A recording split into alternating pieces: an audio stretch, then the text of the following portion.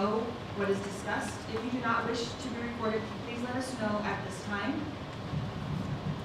Thank you. Thank you, Jill. I'll call this meeting to order tonight at 6:02. You would all please rise for the Pledge of Allegiance. I pledge allegiance to the flag of the United States of America and to the republic for which it stands, one nation, under God, indivisible, with liberty and justice for all. Thank you. So our first item is a modification to our agenda, so I will entertain a motion for that. I will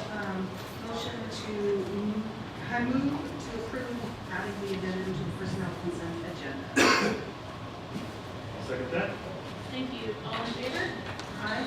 Motion passes. So I'm really excited to start with board recognition because we have so much to celebrate tonight. I would like to begin. Is Noah here? Is Noah here tonight? Noah, I'd like to begin by congratulating you on getting 4th in state at the 300 hurdles. Is that right?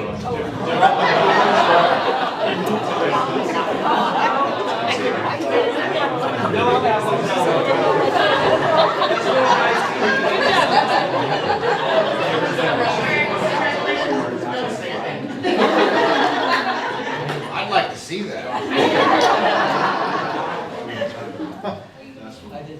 No, are you on the lacrosse? You're on the lacrosse team. All right. I'm trying to recruit you to the track team. But given the success of the lacrosse team, looks like you were in the right spot. So very good. All right. So if Noah didn't make it tonight, then let's go ahead and celebrate our boys lacrosse team.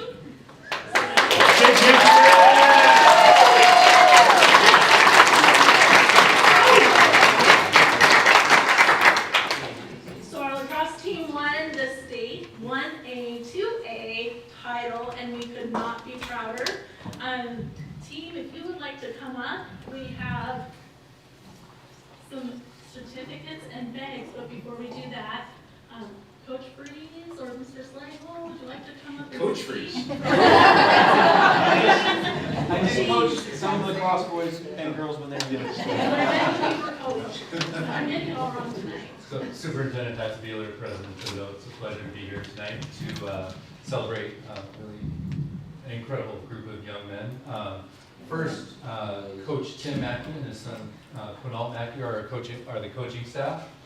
You guys want to? And Mia is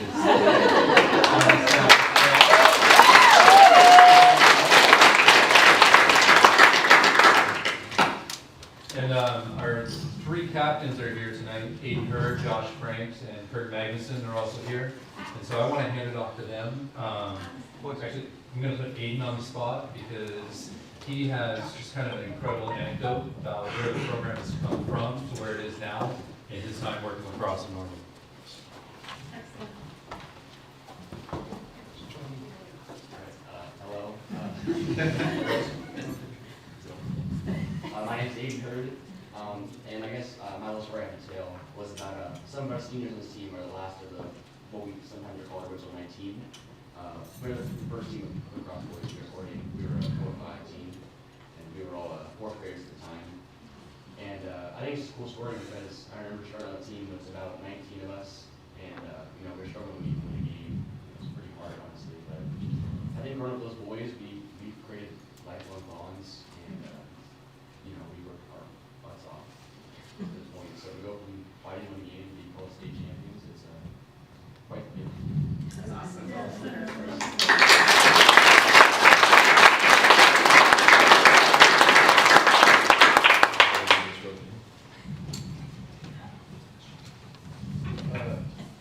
Winning the state championship was one of the best feelings I've ever felt in my life, especially with this team that I've grown up playing with since 5th grade. And seeing where we've come, how far we've come, was amazing. And the hard work we put into it was made, showed that we can win.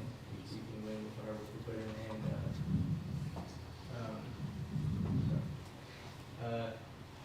yeah.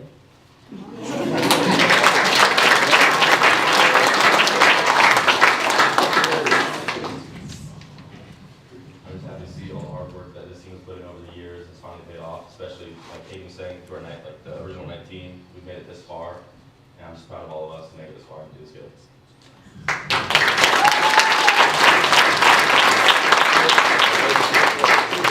And like Dale said, we're really proud of the hard work these kids put in. We pushed them really hard, but the reward at the end of the season was, I hope they realize how hard work is. So, I'm proud of them.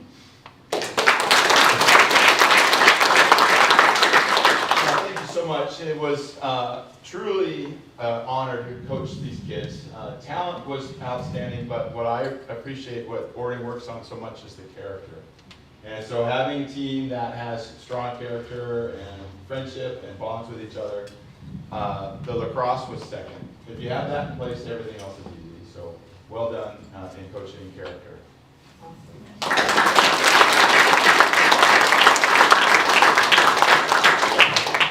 Hey fans. Hey fans. Thanks fans. Thanks fans. Out of the way. Out of the way. Out of the way. Out of the way. Out of the way.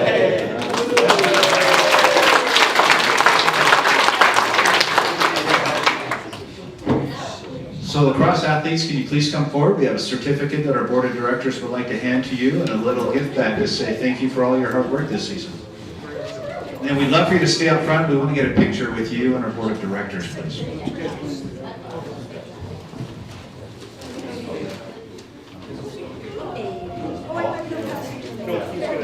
So Elijah, where's Elijah Lumber? Jace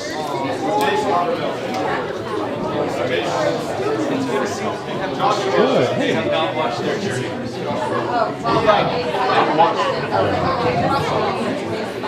don't know if you can make it happen. We have all. I understand the board wants to hide. Good luck, but Don't worry, there's still a city council meeting next week, so it'll be good. When I was arranging the things, it was like, are you going to be able to, so I was like, no, they can't take it in town for the bus. But I was on the bus with them, and I'll see you. I know what he's talking about. Brian's back. Elijah. Good job.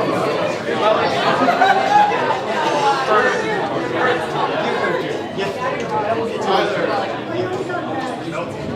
Gannon. Christopher. Sure that way we're seeing. Justin. This person. Joseph. Gunnar. Colton.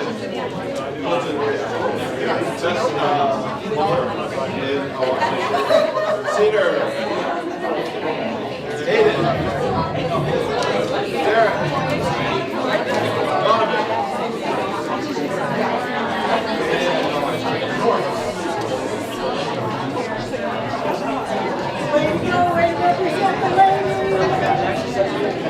All right, lacrosse, gather around the stage here, face towards the back of the room. You'll see a gentleman with a camera. He'll stand up, wave his hand.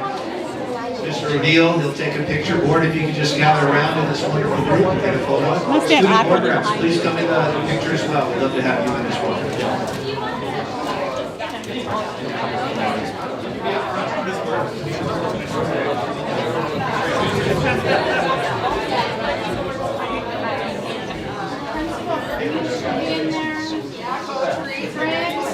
Okay, she wants to say like 1, 2, 3. Somebody say 1, 2, 3. 1, 2, 3. 1, 2, 3. Love it.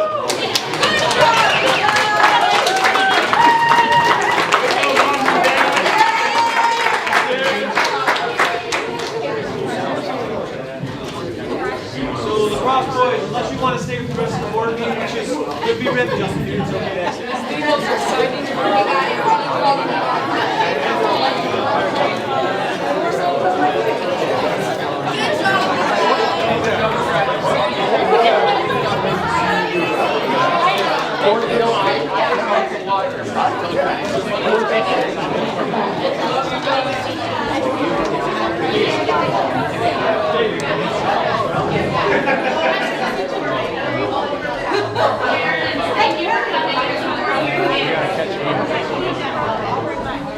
Great job, parents. Thank you.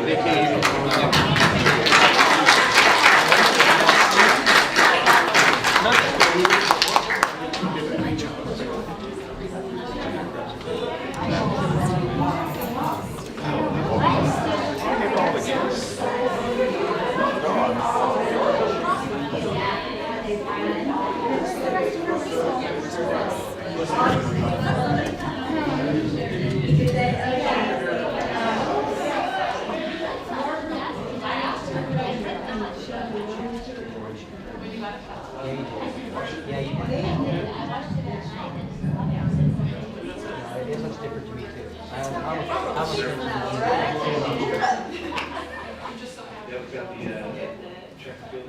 Can't believe it's the first time you watched it in 5 years. Board recognition.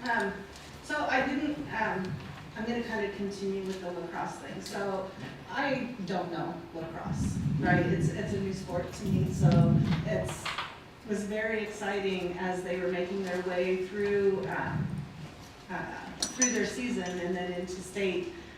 I live in a neighborhood where some of those original 19 were playing with lacrosse sticks. I didn't know what the heck they were at the time, but in their front yards, I'm like, what are these kids doing?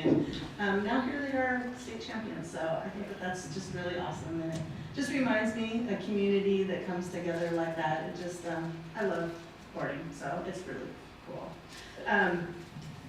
One of the other things I wanted to call out is that I had the opportunity to attend honors night at the high school for the graduating seniors, and I'm just so stinking proud of these kids, all the seniors, and then especially these three that have served with us in the past 2 years, Dean, Amber, and Haley. It's just been wonderful to have you up here with your voices and really giving some much needed and appreciated sound to what the students want and need. And all three of you are going wonderful places. I heard cleaned up. I was there. I watched you clean up. So it was fantastic. Great job. I know you guys are going far in life. So it was a wonderful thing to be a part of, and I'm so appreciative that we did. Thank you guys so much for your support. Thank you. Seriously, thank you guys. And then also on that note, Dean was awarded the WASA Student Leadership Award. She was awarded that at awards night as well, but just calling that out specifically. It's recognizing student leaders across the state who have created or played a significant role in programs that promote inclusivity, access, equity, or social justice in their school and community. So, way to go. So, thank you so And Dean also did a great job in the play, in the school play.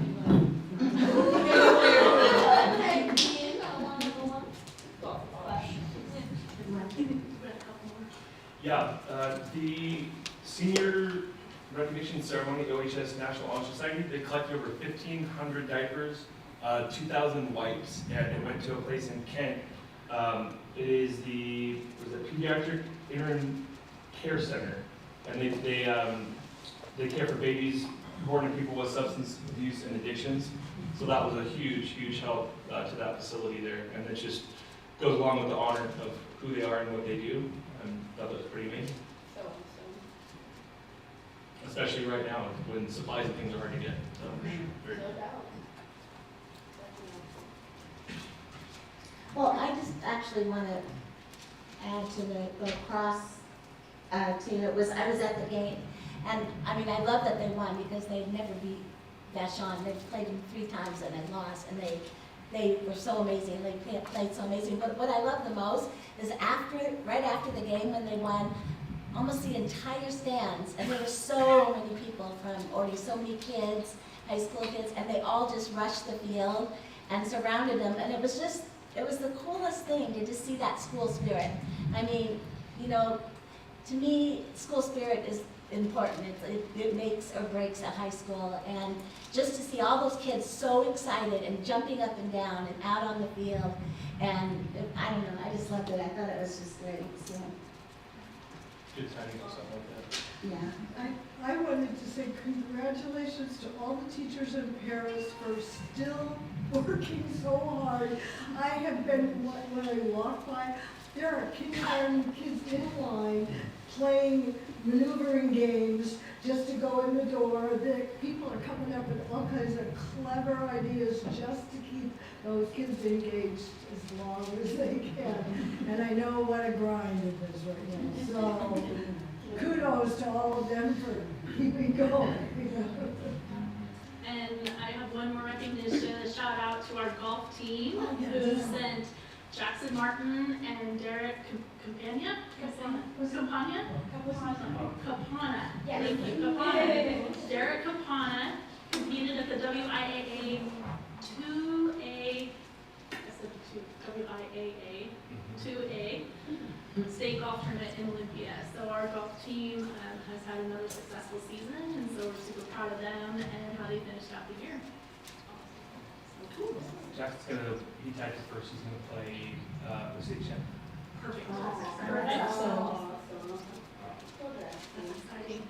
So I had to learn, because my son plays golf, that it's really not cool when your mom follows you around. So I've grown up, football, baseball, your parents always support the kids, and I tried watching from the trees. So, and golf is a super great sport. I love to go watch and compete for state, but I'll wait for the updates, not be the creepy fan in the woods. When was the state? Was that on the 23rd? Did that happen? Go right before Memorial, they had it out. Okay. Perfect. All right. And did we acknowledge the track athletes as well? We had several athletes. I tried to acknowledge Noah.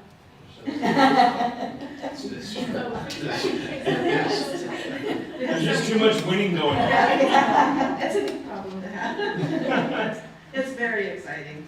As Joanne said, it just keeps the community the support for the school. But we had Zoe Schroed, Michaela Pride, Haley Bond, Carmen Perez, Emma Bowers, Ava McCoy, and Noah Kaplan all attend the state championships in Tacoma recently. Now, I have no idea what they competed in, I'm sorry, but kudos to those kids for going that far in their track career this year. So that's awesome. And also just to recognize the last couple of years have been rough. They Yes. haven't been able to fine tune their Right. skills as consistently and regularly as they have, and yet we still have so many super high performers. I'm so proud of them. Great job, kids. All right, anything else? Oh, good. Thank you. That was a lot to celebrate. Very fun. So right now, this is our opportunity for community and staff comments, but I understand we don't have anybody signed in to speak tonight, so we'll go ahead and move forward with the superintendent's report. Thank you. We'll just take a minute to pull some slides up and we'll be ready to go. And thank you, Ms. Garcia, for subbing in tonight, doing such a wonderful job.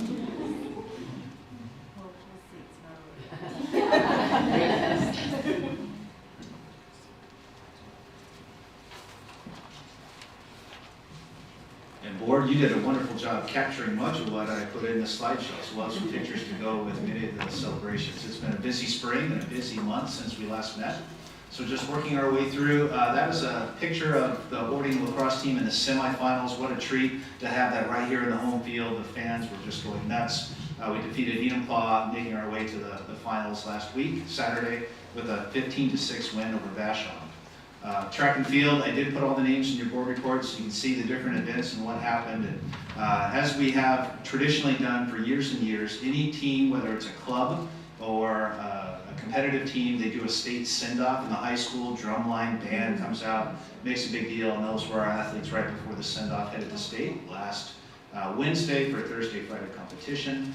We did have a couple of students get named as Students of the Month at Pierce County Skills Center. As you know, that's a conglomeration of many of our schools in South and neighboring Pierce County. And what that facility does, it allows students that don't necessarily have home programs to learn about programs in areas that they might be interested in. Fire science, culinary, just to name a few. So we have Tori getting Student of the Month in Culinary Arts and Juan in Video Game Design over the last couple months recently.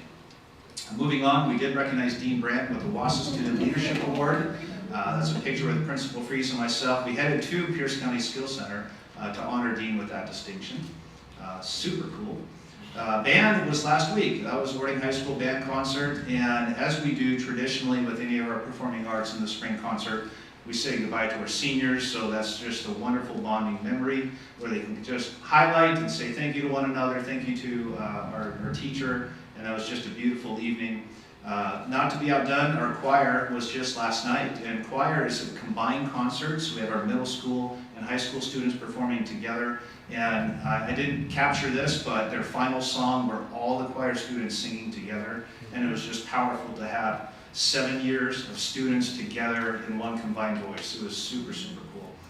Our audit, sometimes we go through that every year, and sometimes there's a thing, and sometimes there's not a thing. And just looking at those quotes, I want to read that for you because that's a testament to Miss Marcy Bannon in the back row and the hard work and how she keeps everybody in order and in line. So I'm going to read. Here's what the auditors had to say. These were quotes. No significant deficiencies in internal control. No deficiencies considered to be material weakness. No instances of non-compliance. So we are squeaky clean, no findings whatsoever.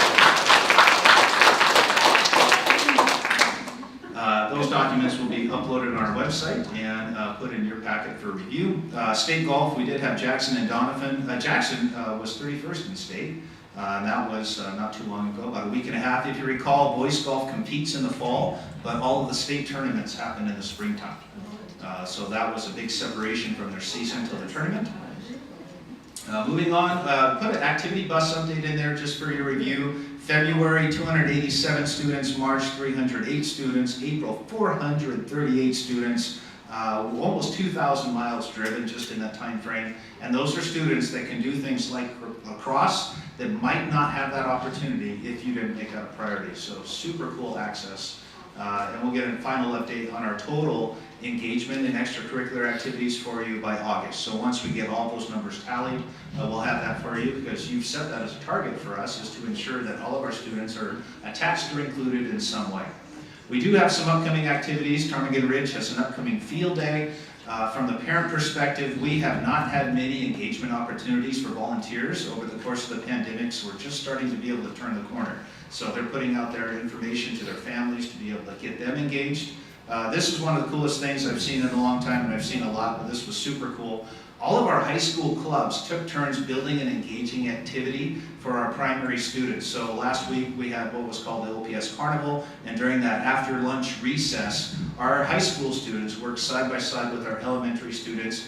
And many of these activities, there were more, but building boats and barrel racing, and you can see in one of the pictures the pig and the cow, and they had to pretend little wooden horses, and they're running around the buckets doing barrel racing, and it was just a hoot, and the kids loved it. It was super. As you think about ways where we kind of develop and build agency in student-led activities and events, this embodies what it is we're talking about, and it was just exactly what we'd want to see happening in our school system.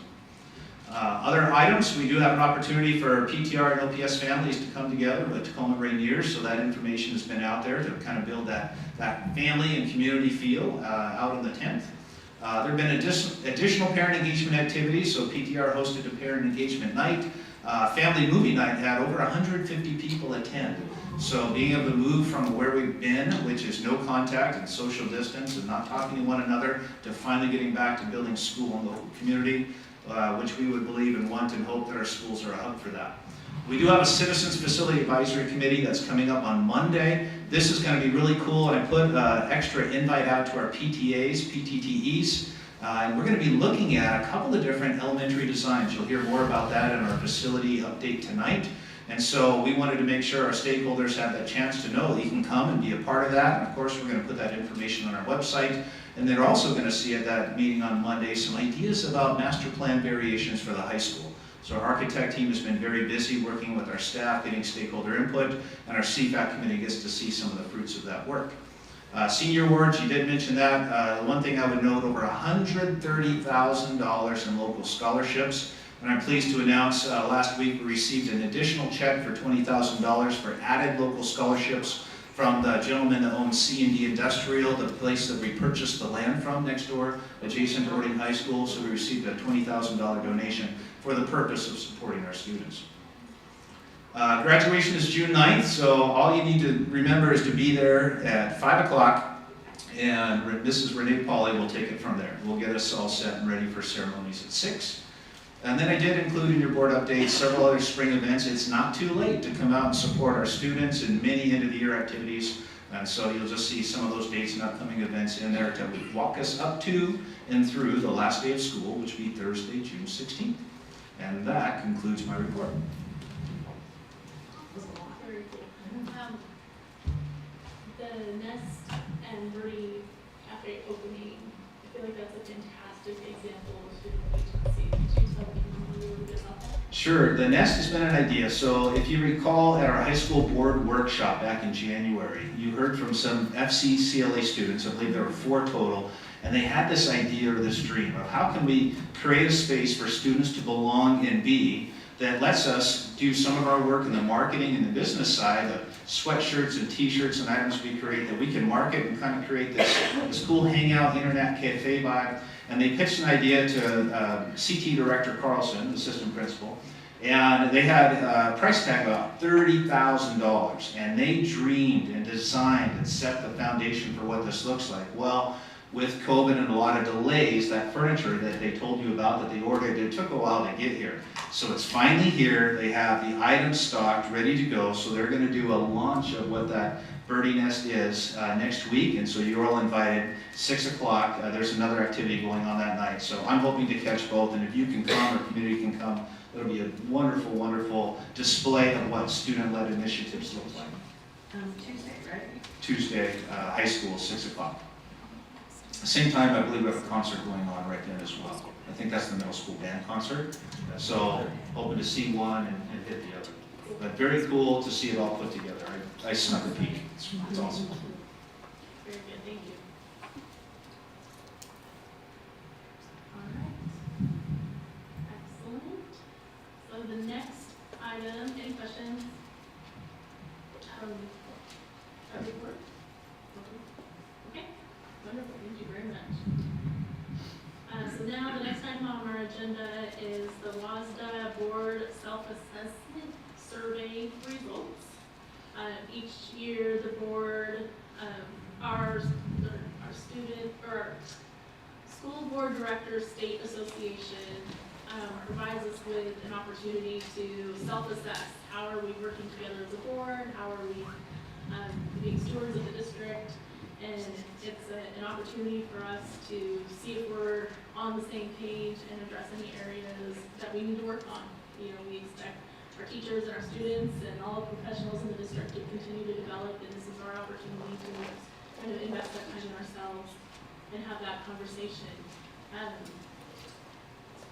think we've all had an opportunity to review the results, and I want to just open the conversation to each of you and see if there were areas that you'd like us to discuss further, that you'd like to see change around. Sorry, go ahead. No, so are we taking this and making goals according to what? We can set goals around the results. We can say, you know, based on, like if one topic we're all pretty much on the same page and we're doing well, we feel that we're doing well, then we can move on to another area. But if there's a goal that we want to establish for ourselves, this is our opportunity to do so. Okay. So I just wanted to say that I think this is my second or third time taking the survey of kind of how we are functioning as a board. And every year I take it, more of it makes sense. So I took this one pretty seriously and really dug in with my little post-it notes.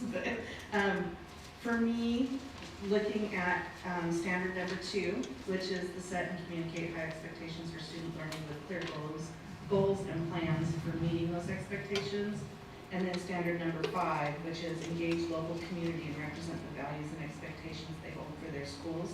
Those kind of stood out to me as well, the minimum amount of green, which is kind of, we want to be green. So I'm kind of hoping we can maybe talk about and dig into those two things. And hopefully some of this is just not recognizing yet where it fits. Like there's a lot of the stuff, especially in the standard 2, like what are the goals and plans? Like are they embedded in our policies, and are they, like I don't maybe know where they are. So those are the kinds of things I'm kind of thinking and wanting, because I know we've worked really, really hard on standard number 5. Yes. And we've done a phenomenal job this year. I just can't say enough about that communication and engaging our community. And with the help of Rashad and what he's put together, and at Ed's, ideas and getting that stuff out there, I feel like we're doing a really good job of that. So I'd like to be able to see a better result on our survey. So being able to talk amongst us about what we think might be missing. I agree. I was going to say something about standard 2 in that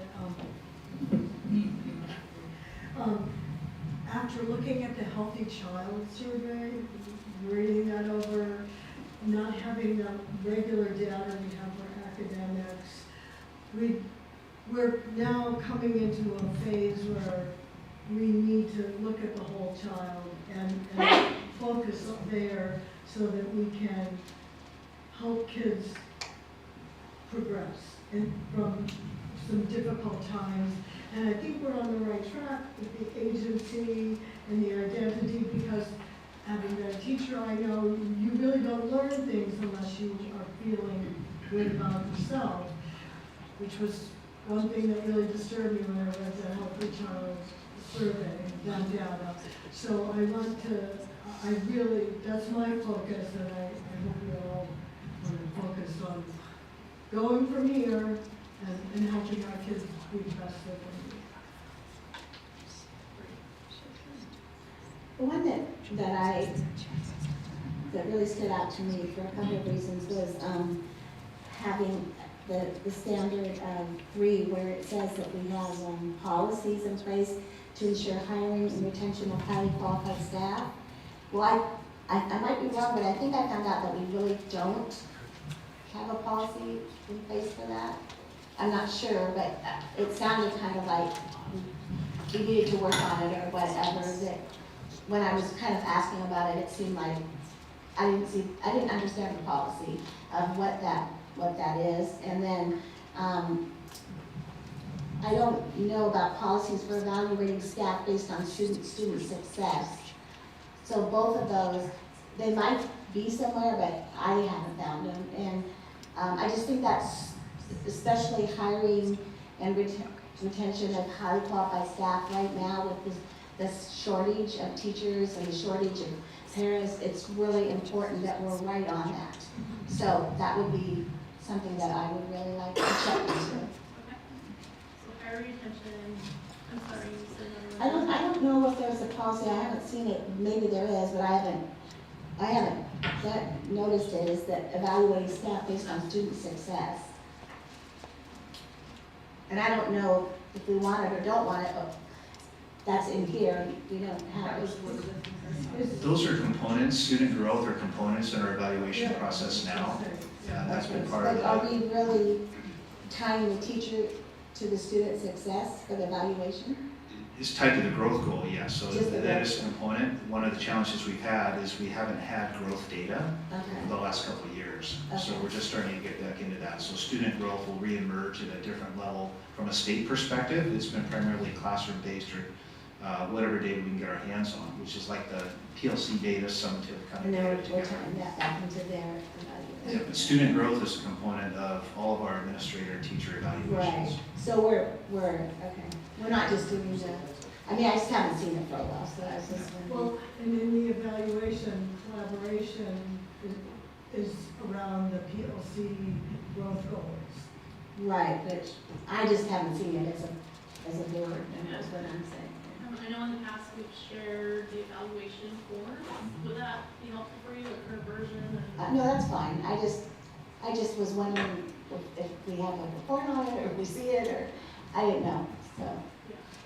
I think you'll get a little bit of a glimpse when we talk about curriculum and TOSA work a little bit later, what we think some of that ongoing data collection and progress monitoring looks like. Okay. You heard a little bit last month at the MTSS conversation. I think you'll get a little bit more of a glimpse of where we think we're gonna go as we kind of emerge from the COVID environment to a little bit more collaborative, targeted time where we're together, doing regular benchmark assessments tied to guaranteed outcomes. So I think you'll get a little bit of a glimpse into that, and we'll build some of that, based on your feedback from the board retreat, we'll build some of those updates regularly next year along the way. And am I missing the policy on the hiring? Well, I know we've got it as a board goal. I know, that's what I'm looking at. That's what I was Yeah. wondering, is do we have a policy? I think there is. I don't remember off the top of my I head. read them all, and I think there is, but I can't tell you more than that. We could, What is it, 2000?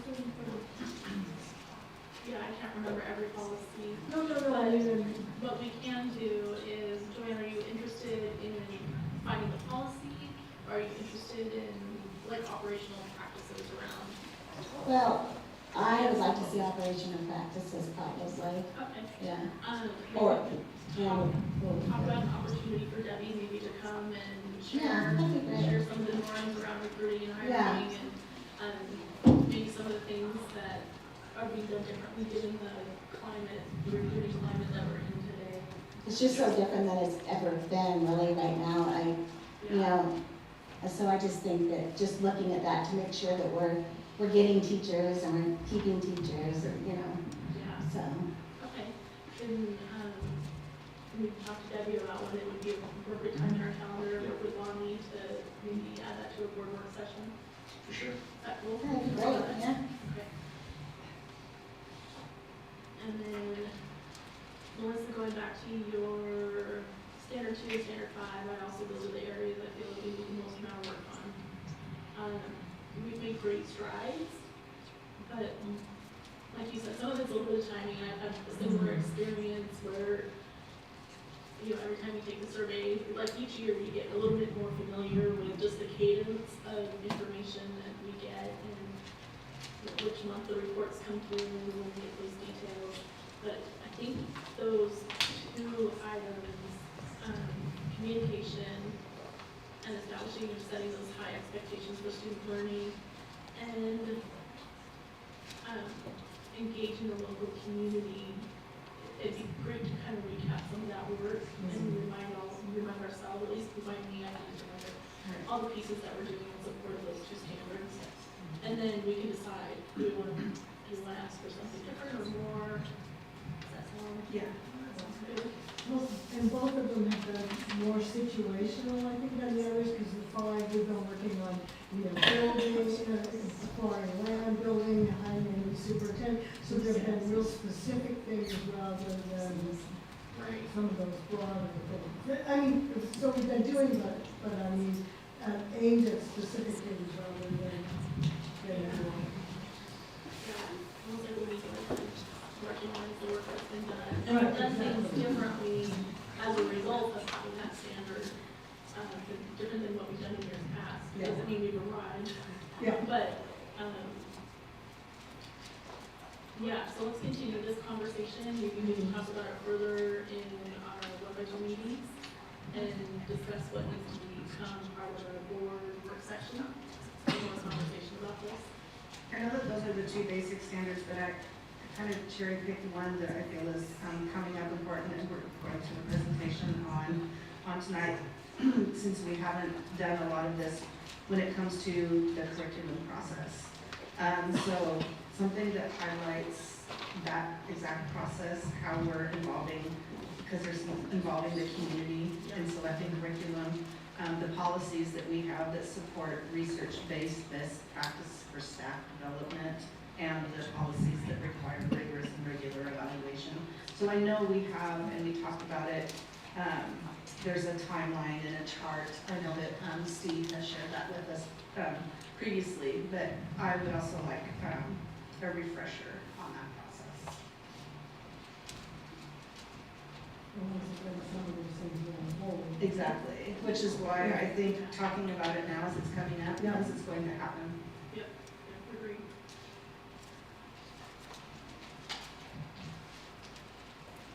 Okay, so I have curriculum process refresher as a piece of that. Our evaluation staff, and as a result of high expectations and kind of the process that we use for doing that, ensure we can hire people. Melissa mentioned research-based curriculum decisions. That one particularly was research-based staff development, Okay. but I believe that that also applies to curriculum in general. I thought it was interesting, when it asked, carefully consider community and staff input on its decision-making. It was like, it was either green or it was yellow. It was like there's two extremes almost. It was like always or maybe some of the time. So I felt like there's a definite, we're not all seeing the same thing or something on that one because it's, did you guys notice that? Yeah. It was like, All of them, sometimes I'm like, yeah, it's like. fix that. Yeah, yeah. So I think that brings up a really good point. Like even like all of these questions force us to reflect on how we're doing things and also like to acknowledge the process that we are following. When I think of the CFAP work and engaging community, like in those decisions, we very clearly have included community and have lots of voices in those conversations. And maybe there's others where we can do a better job of including community, so. But also, some of them, it's noticeable when you see the changes over the years. Right, yeah, that perspective of time, that history is important, yeah. Well, I saw a lot of improvement. The other thing was, and I know we've discussed this, was that ensure the public is well informed of the board's roles and responsibilities. And I just feel like that is so important and that maybe like pointing that out because I think they don't understand why we do some things and don't do some things. I know I didn't. And so just making sure that they understand we're not going to respond to you because we can't. I didn't know that before, and so I was like, why isn't anybody ever answering?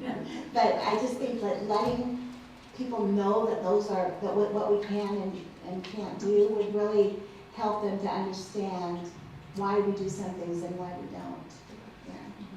Yeah. I am very glad that the posters are operating principles and those things. We might think, we have talked about one time putting those on the back of agendas that are in the back there. One time we talked about putting it, when we used to have paper agendas, putting some of those things on the back of it for people. At least having copies of that back there too, where people can see it. It's on our website, right? Yeah.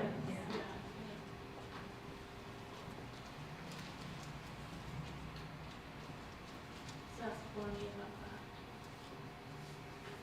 Maybe we should just have some handouts available for folks if you're interested. Now we have people at the meeting. Okay. Anything else that we want to explore further or? Some good takeaways. Thank you for the time to take the survey and your thoughtfulness in looking at the results. Appreciate that.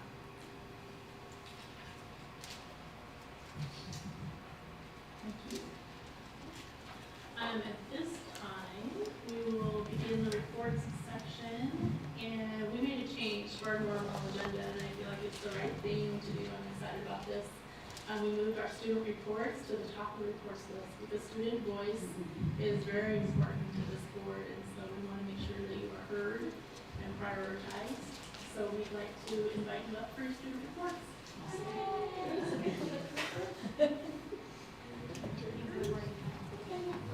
I would go first, you guys.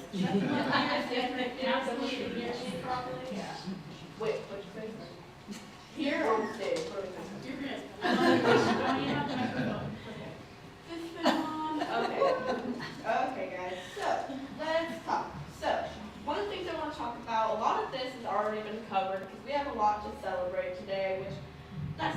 awesome. It's so nice to have all of us here, like literally all of us.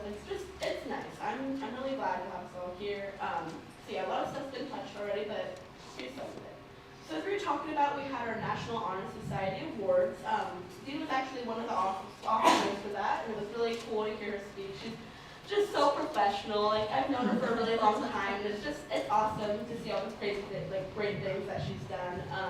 All the officers lit a candle and talked about the core values of NHS, and then they brought all the new members up, and then all the members that are graduating up, and it was just really cool. Got to give a little gift or to honor our teachers and stuff. We all got to pick a teacher that we wanted to honor and surprise them, so that was also really cool.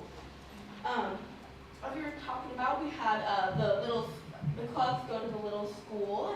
We got to go do games with them during their lunches. My group for the Empowerment Equality Club, we set up cornhole. It was actually a hit. You know, I will say there was a lot of kids having fun. They were acting so good. Like, they got in line so easily. Like, they were just so excited, and it was just really awesome. So yeah, the clubs got to set up a bunch of games. There was hurdles, there was a chalk station. There was variety, and that was cool because I looked around and there was always a kid doing something. And there were little prizes that we got to pass out to, and just seeing their faces light up. It was really cool because we haven't done something like that yet. We also had our club fair run by AST leadership. We had our club fair at lunch, and so the members of the club, they would go and they'd promote their club and pull in new members and just kind of talk about the important stuff that their club does for our community and for members in other communities as well. So that was really cool. And yeah, so we also had our seniors award ceremony. It was really, really awesome. It was so cool to be able to see so many of my peers celebrated. It really warmed my heart because I know how hard they work. It was just awesome. I'm really proud of the senior class, and to see pretty much every single one of them stand up by the end of the 3.0 GPA average was so awesome. Like I said, I'm just really proud of our class. As we were talking about, kudos to the state champions of lacrosse for their meet with Michonne. That was really awesome. It was so cute that we did something special for them.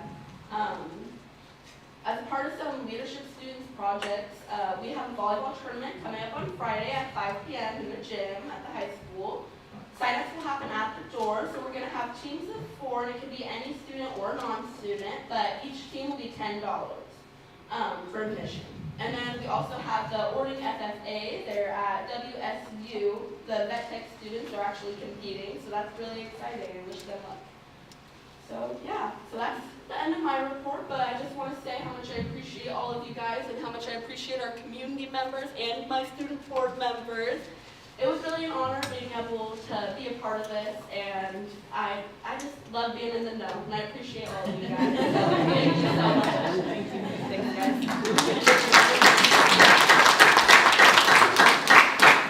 All right. I'm a little tall, so I'll just grab it. So, as was mentioned earlier, choir and band did have their end of the year concerts. Choirs was last night, actually, and bands was the 26th. And like was mentioned, the seniors were recognized, and as a senior who's part of choir, I think I speak for all seniors in the performing arts when we say, whether we had Broker or Mrs. Backus and now this year Mrs. McCarl, we are leaving feeling bittersweet because as excited as we are to leave, we're really going to miss the community that Orting Performing Arts brings, because Orting Performing Arts is just wonderful.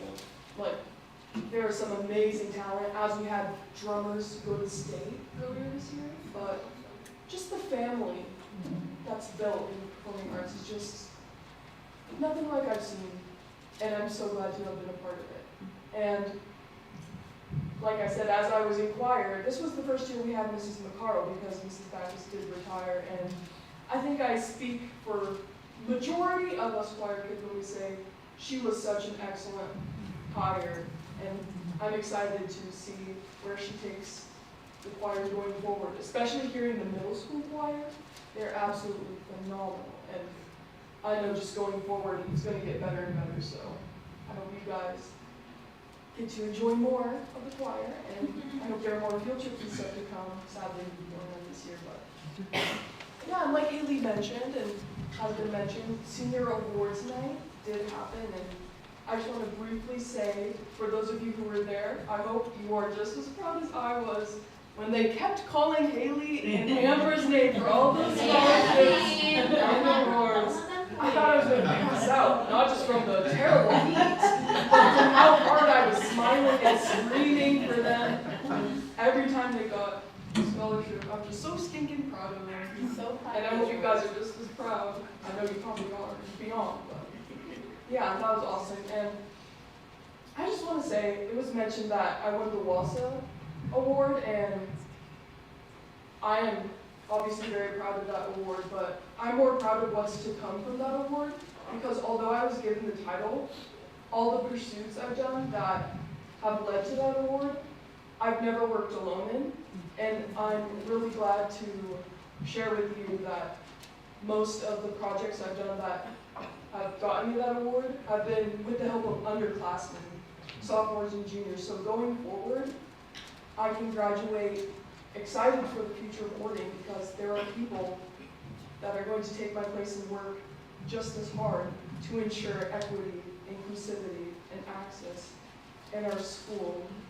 And I'm certain, beyond the shadow of a doubt, that I will not be the last WASA award given to an Orting student. And I can't wait to see who's awarded it next year. So that's the end of my report.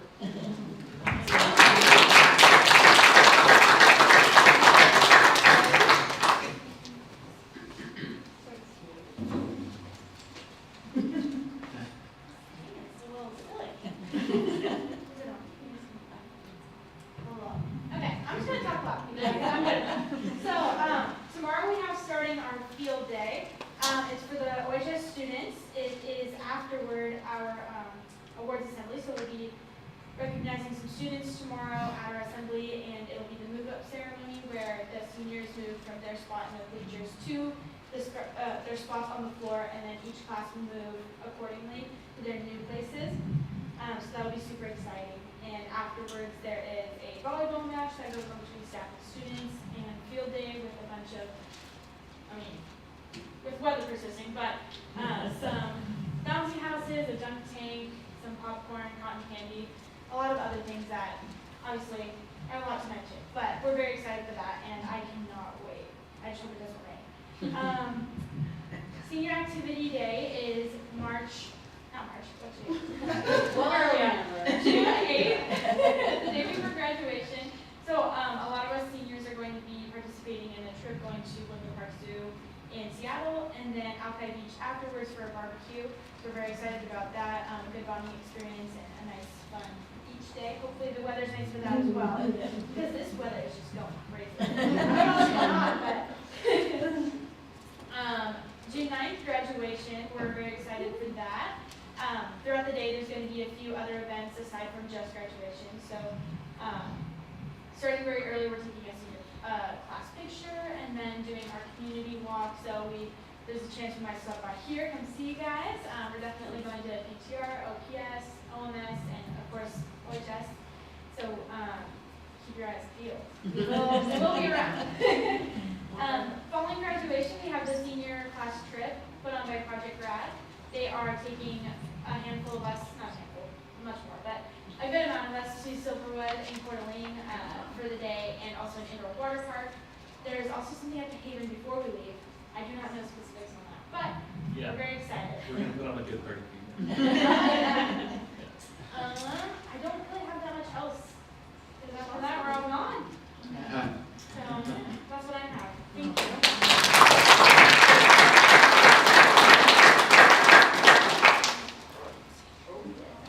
I don't really know the song I'm sure talk, but I don't really have much to say because my seniors said it all. I just wanted to say that I'm really, really proud of them, and I heard about the award ceremony. I was like, dang, okay. I know all of them, but I'm just really proud of them, and I'm sad to see them go, but I'm really glad I got to work with them for a little while.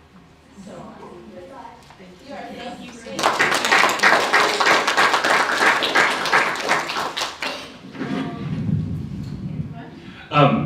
I am extremely impressed with how you ladies stood up here and talked to us. I've been there. Many parents have been there. It is not easy to articulate your experiences and speak with a smile and give encouragement. You're giving us hope for the future, telling us that you're not the last one to receive that. You guys are amazing. I do nothing but walk around and talk to people for a living, and I'm telling you, you guys are all going somewhere, and very impressed with how you guys just, I wrote down notes, conveying clear thoughts, tying it to examples with emotions, being animated with your hands, speaking freely with a smile, fearless, optimistic, energetic, and encouraging. You gals are amazing. Thank you.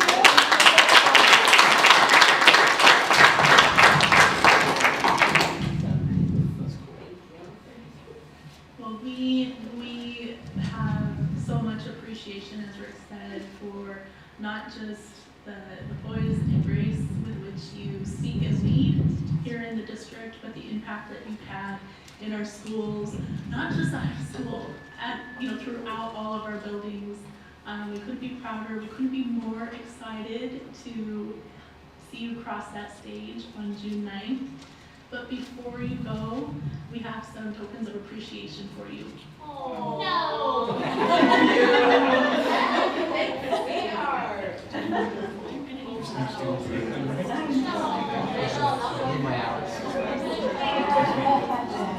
Mr. O'Neill, would you please be able to help capture a photo with the board of directors and our senior board representatives? Or would you mind joining them up front here for a photo? Rick?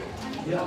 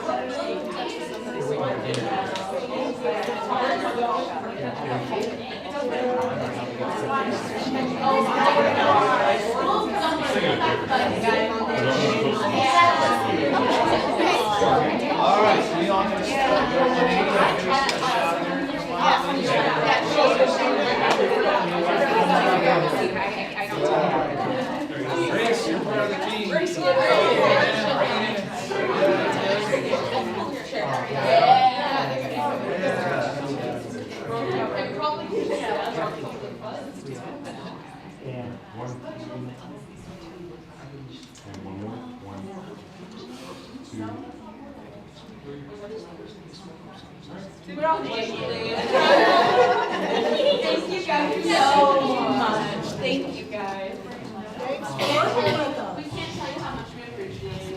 Your accomplishments has been an honor. Yeah. We worked on it. Yeah. 15.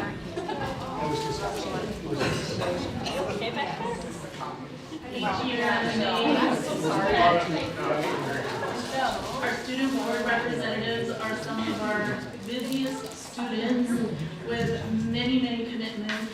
And I have to tell you, it's a privilege for us to see you walk that journey from juniors to seniors and all the activities you're a part of. And just one last thank you for bringing the voice of our students to our board discussions. Thank you guys so much.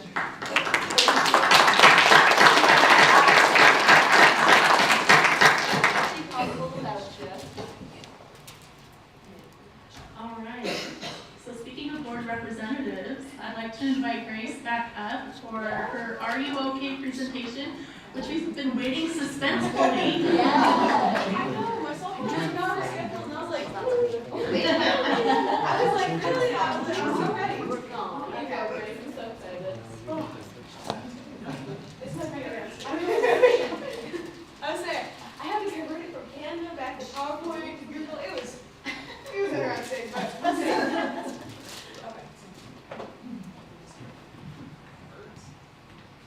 While we wait, my program, this is called Are You Okay? I actually learned about this through my equestrian endeavors that I did through last year, and I'll continue through the next year.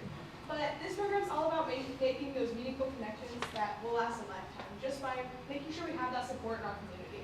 So, the idea of it is to build this culture within our communities and stuff. So, these are some things that I'd like you guys to take away from my presentation. So, the goals with this program and how to implement it, how and when to ask, are you okay? And what's next that we can do to actually put this into play in our schools. So, what is Are You Okay? Are You Okay is a mental health campaign all about just asking those questions. So, the basic steps are to ask, listen with an open mind, encourage action, and then check in later at a later date. So, that's the mission I was talking about a second ago. My slides are all out of whack, but I really want to emphasize that I want to help make Orting more of a community where we can all rely on each other, no matter differences of any sort. So, this is just a little bit of information, infographics from the. So, some ideas for action that I had with this program, not only just to ask these questions, but to just have activities. At my local horse shows, we had a couple different things, since it's just starting to be able to implement in person, since I've been doing this virtually for a year as well. So we had just a poster board up on a wall with like little sticky notes you can put, like, what are some things that make you feel like connected to someone, just different questions like that. I might have a picture on my phone somewhere too. I don't think I have it on slides, but just some simple ideas like that. Some signs that we could use, that we could see when to ask the conversation. I'm sorry, I'm a mess. I'm a little bit nervous. You're doing great. You're so excited. So, when there's some signs to ask the question, are you okay? We can see it in what they're saying, doing, and if there's something changing in their life.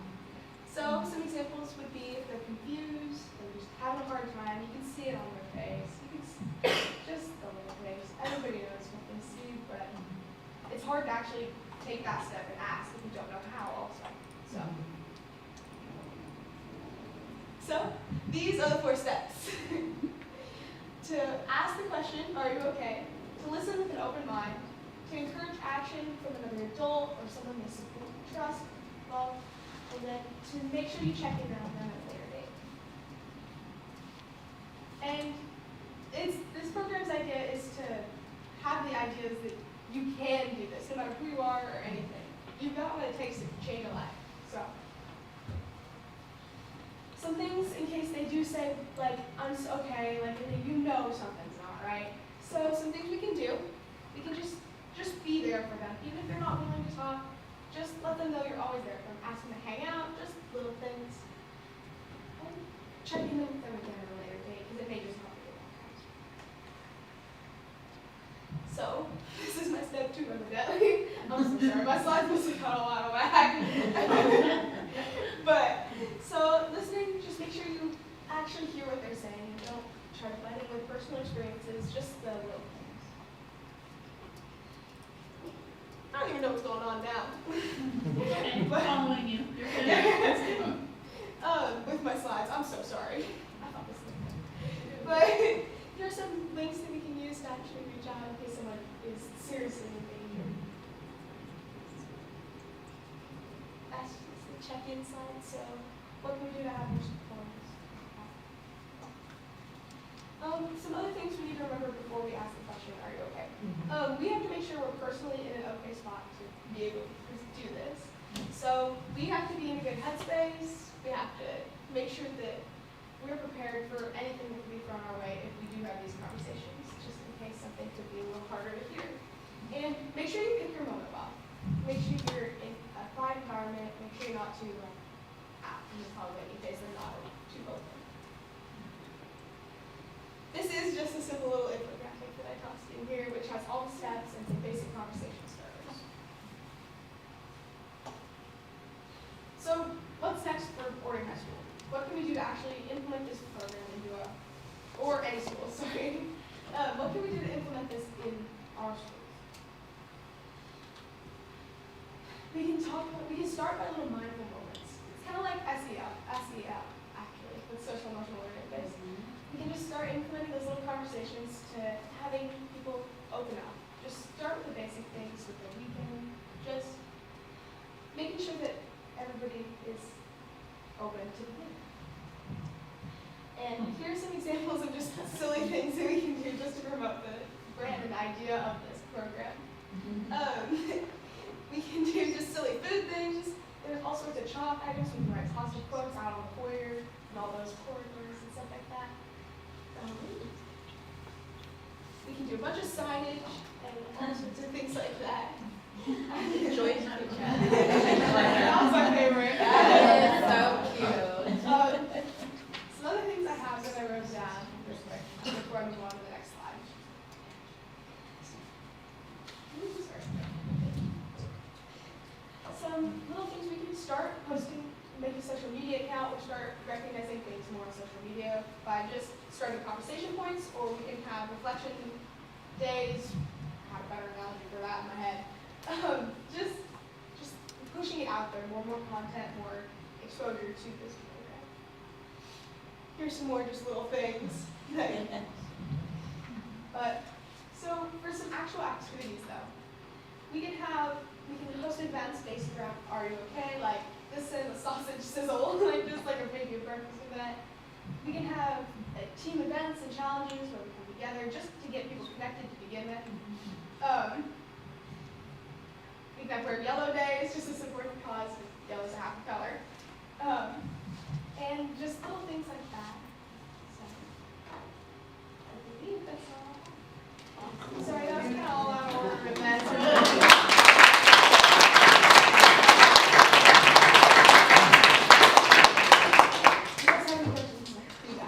I just want to say, I really like the simple steps and just the basic little words that go with each of those steps, because then those are the things you remember, and then you have all the details that go with it.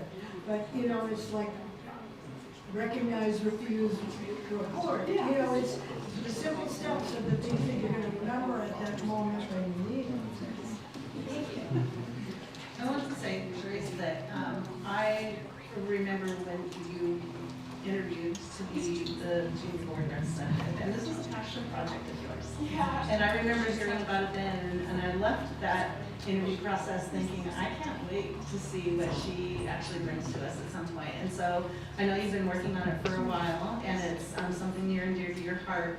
And one of the things that you had in there is the word meaningful. And I think that that is so important, that if you're going to ask somebody, are you okay, that it can't just be in these kind of circumstances and what's going on around us daily. It can't just be fly by the seat of your pants. You really have to be meaningful in those engagements. And I'm glad that you had that in your presentation as well. And I can't wait to see how you dig in with this and bring it fully to your vision. Thank you. I'm hoping, I'm in leadership again next year, and this year we started to have projects more towards semester, I believe, and I'm hoping that I can fully commit to making this my project, like the club fair was and stuff like that, or our leadership classes. I'm hoping I can take the time, because I'm also on the exec board, so sometimes I get wrapped up in stuff like that too, but I'm hoping I can commit to this and really push it out there. It's awesome. I think it's a worthwhile, definitely a worthwhile initiative that I love that it's accessible to anyone, and that you talked about like preparing for that conversation, just making sure you're in a good space yourself, and being ready to support and help others. And sometimes the ask is, you know, the healing conversation that someone needs, just someone cared enough to ask. And so I also can't wait to see where you go with this. I'd love to see it throughout all of our buildings. Thank you. When's the walk? Whenever, I don't probably. Oh, it was like on the slide, it just said there was a a walk that you guys are doing. It's suggestions. I'll say, I mean, I can pick a day next year.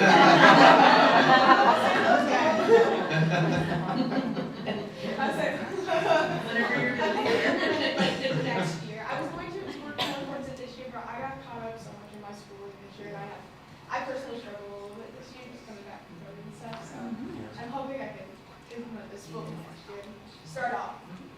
And this program actually is based in Australia, so it's a little bit weird with some of the international rules right now. I'm coming to the conclusion that it's not copyright, but they were kind of funny when I switched over to my horse thing. So I'm working with them right now currently, to be able to use their full on the flyers and stuff like that as much as I can. But I know for a fact we can use this, and I just think that I'm hoping we can next year, September, October time. They have a special day set out called Audiobook Day, and then webinars and things like that. So I'm hoping that maybe around that time I can really push it up. Thanks. I know you always make things happen. Middle school, you make things happen. I love how you always make things happen. Thank you guys. I appreciate it.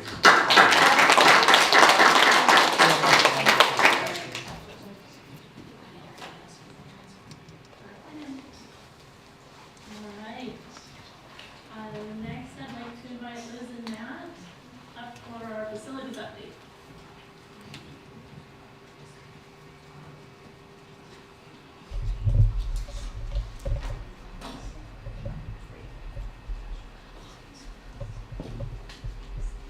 Good evening, and I'm not sure I really want to follow this.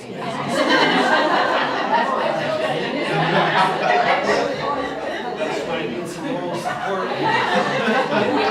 That better be awesome.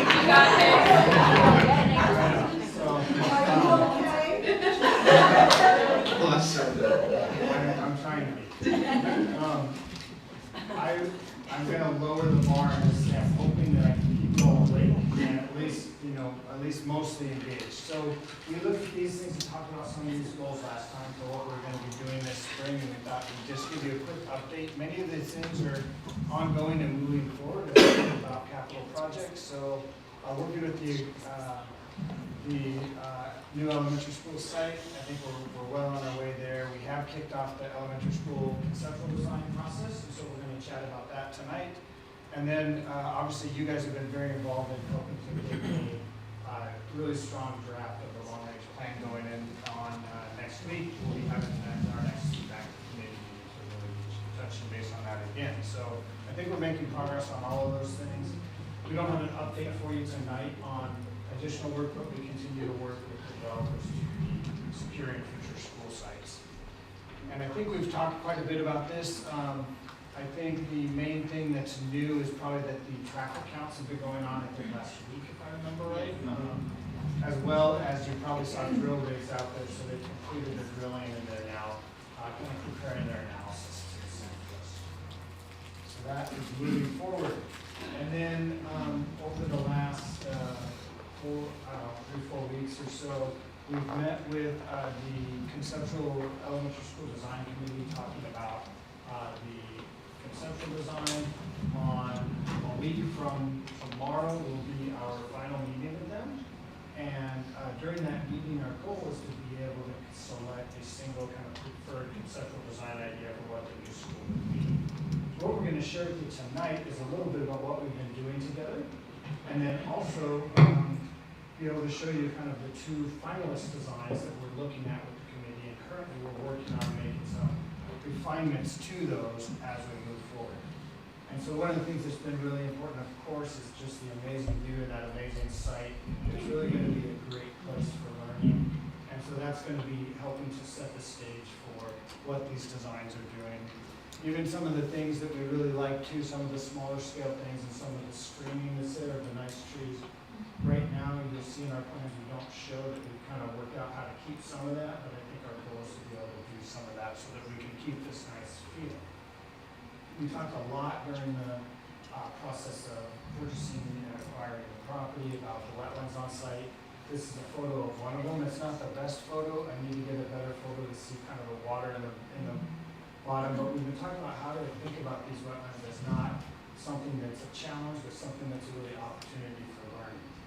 And so with the group, we've talked a bit about, you know, this is an example school in Snohomish that has a wetland, and how that can become kind of part of the learning experience for students. And this is a view of that school across the wetland, and this is sort of kind of part of the feeling that you might have if you were standing in your wetland, looking back at your school, where you can imagine how that school connects, and outdoor learning can be a big part of what happens there.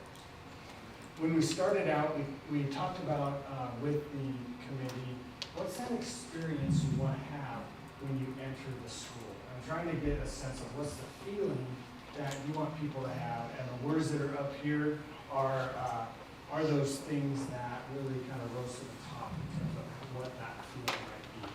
For me, it's really inspiring right now when we look at plans. We kind of have to imagine, what might I feel when I go in this building? It's just really some very simple lines on a page. So I'd like to have these as a thing to say, even if you can't fully see it yet, that's where we're going to eventually get to, is a school that feels like those words on the screen. And we're also talking about the nuts and bolts, and making sure that we have the right spaces, the right size spaces, etc. So we've been going through that with our committee to really make sure that we're thinking through what are all the different program needs and kind of those smaller scale needs. So we're getting a really good sense of that. And you saw a photo earlier in the superintendent's report about a design exercise we did with the group in terms of having these building blocks and using them as a way to start to understand what are the different constraints and how we might think about designing a school. And some of the phrases up here really became sort of important things of thinking about that experience with nature. What's kind of the connection and or separation between the public and the academic areas of the school? How do you really create the flow, and in the end, really searching for what's the right fit for Orting? We looked at how our classrooms are organized. And then as we've been going through this process over the last couple of weeks, looking at some different design ideas, we really like to try to center that around a discussion of what works, what doesn't work, so that we can kind of be in the process of continual refinement. And even when we end up with a finalized conceptual design, that's final for this stage, but there's going to be continued refinements after that as the design progresses. So what we're going to do is quickly run through two kind of finalist design options, just to give you a sense of where we're at.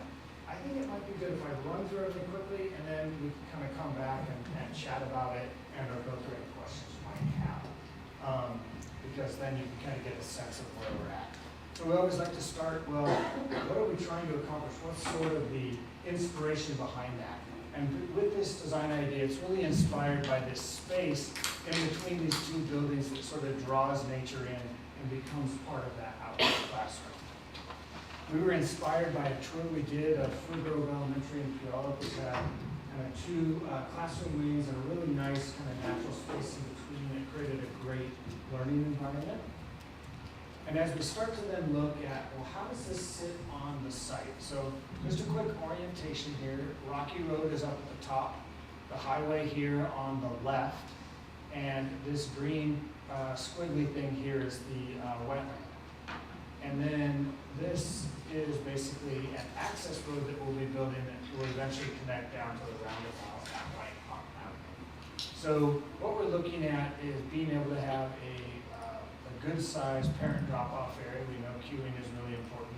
Creating a playground area that's mostly facing Rocky Road, and a bus loading area around the playground side of the site. And as we start to then look at the actual kind of layout of the building, you can see that it sort of has two pieces with a connector. And you can see that some of the public areas here are off on one side, with an entry here, and then you have two academic wings separated by this space in between, which is that outdoor learning space. And then, as we said, we're working with the committee now to really come up with the right kind of groupings for the grade levels and how those work together. One of the things that's kind of unique here is you have two grades grouped together and one on this other side. And then as you head to the second floor, similarly, two grades together, one on the other side. And then one of the things we've talked about a lot is allowing the library to be a special space. And so that library there on the end is able to take advantage of the view of the wetland and of Mount Rainier. And so this is a view if you're standing kind of at the parent drop-off area and you're just approaching the school. This is not intended to show exactly what the building's going to look like, just to get a little bit of a flavor of what it is with a nice covered area out front, easy kind of entry into the kind of vestibule space. You can see beyond the cafeteria commons and gymnasium that you could be able to access for events after school hours. And then a kind of sense of what that space in between might be like, where you can have a natural space, some outdoor learning opportunities, places for students to gather. This is the second floor that connects these wings and the library out beyond, and of course the view this direction. And then another space, if you're on that hallway looking back towards the building, you get a sense of kind of how those things feel and that you're really always kind of connected to the outdoors as you're moving around the school. So that's kind of the first option we're looking at. The second option here we had called Academic Village, which is really more about creating a series of these smaller scale pieces that are all kind of engaged with the landscape in a, I'll call it a smaller scale way in a sense. And we were inspired, this is a view of Cherry Crest Elementary in Bellevue, which has these kind of smaller scale wings in the natural environment. So we were inspired by that kind of feel. The general site layout is very similar. You can see the parent drop-off area here, playground, bus loading, and the building kind of in the middle with some of these wings sort of reaching out towards the natural area and still some really nice gaps that lead towards the commons. And as you look at the building layout, you can see here the front entry area, you have cafeteria, gymnasium on one side, administration on the other, and then classroom wings. And these are a little bit more, each one is a single grade level for looking at 2 stories. And then having right here, kind of in this central space connected to the academic areas as well as near the public areas, the library, which also takes advantage of that view out right here. This kind of green area represents that this part will probably only be 1 story, and this part is 2-story building. So that's what that is representing. And then just some views here, just to get a little bit of a sense of as you approach from the drop-off area, a big covered space.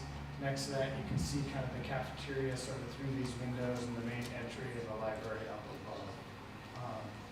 And as you're inside then that first floor, again, having those wings really focus on the mountain view and thinking about within the classroom wings some smaller scale experiences where you can be in, for example, a project room or a shared learning space or something like that and have a nice kind of more private and smaller scale experience in the future.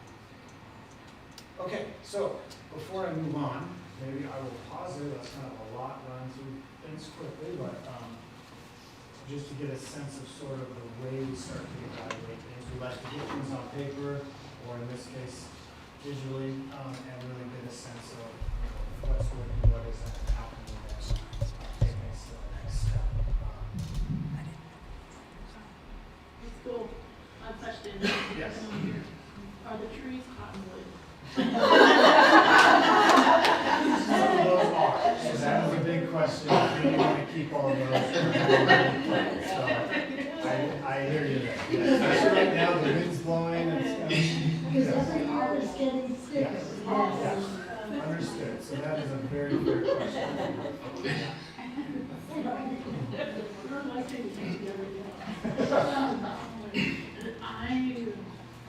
I'm so excited. You know, I start to see these ideas come together, and how do you pick between the two? Like, what's the difference between those 2 models? Is it, is it a financial decision depending on bonds, or is it preference, or how do you? It is not a financial decision. So at this stage, basically, it's really about evaluating it for, do we think it has the potential to achieve those words that we put on the screen? Is it meeting the other goals that the district might have for being able to use this facility for community use, et cetera? I think both of them will be able to do that quite well. And then also the smaller scale things of how are the academic areas organized, and is one organized in a slightly more preferable way than another? And think those are the things that we're getting feedback on from the teachers from PTR and OPS and other staff members who are kind of part of our design committee. So we're tasking them to be able to say, this is what I prefer and why out of these two. So we're going to be coming to them on the 10th with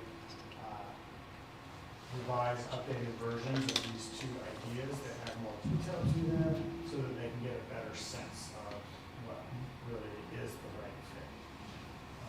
And then we're also, chatting with you tonight. We're going to also chat with CFAC and see if they have any, opinions on that on Monday. So we're going to go through, we'll have a bit of a kind of block time for everyone to engage with these at the CFAC meeting, so that then we can share that with the committee as well. So that's our goal, is to really share all the different things we're hearing.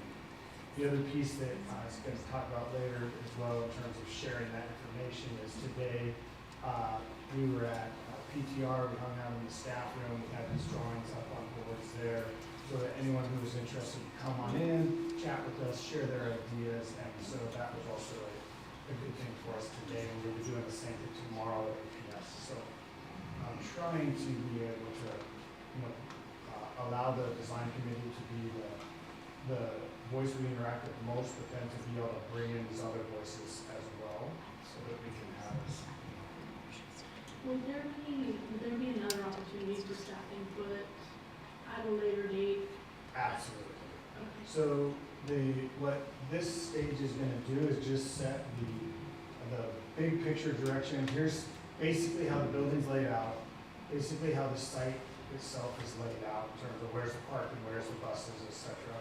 And then after that, there's a lot of work that goes into, okay, exactly how are the classrooms laid out, where are the cabinets, how's the teaching wall created, all that kind of stuff. Same thing with the offices, all the other different spaces where there's a lot of detail. So there's a lot of opportunity for staff at that time to help us also with so many other details. Well, I love both designs, but I really love the second design. Okay. It's gorgeous. Plus, I love that each grade has its own place, because I think for discipline and for school kids' behavior, it's nice to have those separate areas, because you're less kids in one area is always, but it's really good. It's a small scale feel. Yeah, it has that, and there's just not as many kids that interact with one another. Sure. There's a couple of people in the audience that are going to understand why I'm going to ask this. So, is this, with the access to nature, is that going to be ADA accessible? Also, this one's even closer to the river. Yeah. Do we have, what's the focus for safety and some of those things? I have a grandson that I always think of those issues. So. Yeah, no, that's great. Those are really good comments. So Is it I fenced will in? tackle. Yeah, I'll tackle first the accessibility piece. Is that this building and the access to the site is going to be very accessible. So there will be accessible pathways kind of everywhere, depending on how we have sort of, I'll call it nature paths, maybe like the wetland buffer or something. I would expect that there will be a path that is ADA accessible. There may be some additional ones that are not, but the goal is really to have as equivalent and, a really kind of equal experience for everybody. And then that space in between the buildings, that courtyard space, fully accessible. So it's really going to be very accessible, more than, what you might commonly see at a lot of places. It's going to be very accessible. Regarding the flood question, is we are outside of the floodplain, so that's good. So That's not about flood, it's just kids that tend to walk off. Oh, that kind of thing. Okay, so we haven't talked about this as a group, but I'm fully expecting that we are going to be, fencing in the playground areas and stuff like that. So it will. Yep. There, I got a thumbs up from one. Okay, yes, it would be, yes. I had a quick question. So on there, when you looked at the different words you had there for like the look and the feel, the one that was on the bottom was safe and not to be a Debbie Downer. I feel like that needs to be on the top. And after last week and the incident that happened, I think a lot of parents are looking for safe and more of a one way in, one way out kind of thing. So I want to know who's the expert on safe. Do we have anybody looking at maybe tactical disadvantages of having so many very accessible points everywhere at this point? Because I don't want to take away from the look and feel of how we as a community want the school to feel, but I want the people in the community to know that we have a unique opportunity to get it right the first time, and high security locking doors, phenomenal camera system, but I think incorporating that into the design elements is very necessary at this time. I think that's great. I think that safety is going to be something that we're very cognizant of for whichever direction we go, and I think they have really good things going for them. So, for example, with the public coming in from this side here, you can see this extra line here. What that extra line is representing is a second set of doors to create a vestibule there that can be locked, so that then basically any visitor would come in here and then come check into the office, and then come through the office and back out to the school if they're a visitor. And then of course the electronic locking also. We haven't really, that's a level of detail we're not talking about with the design committee now in terms of the technology, but absolutely it has already been brought up with that. So.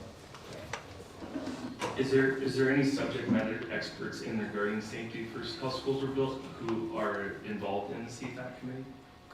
Yes, we do have emergency responders, both police and fire, attached to CFAC.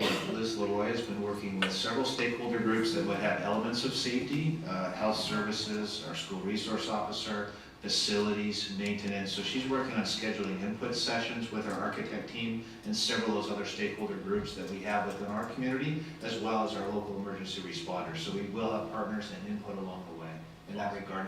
And some of when we think about what is our standard of care and our vision, some of that will influence decisions that you might make with regard to other facilities. So for instance, if we move to keyless access controls, you might provide some directive to say, okay, can we do that at PTR? What would that look like? What about the middle school? So as we envision what this looks like and we develop that new standard of care, we would want to continue that conversation on our other facilities as well for either this bond or future bond planning. Great idea.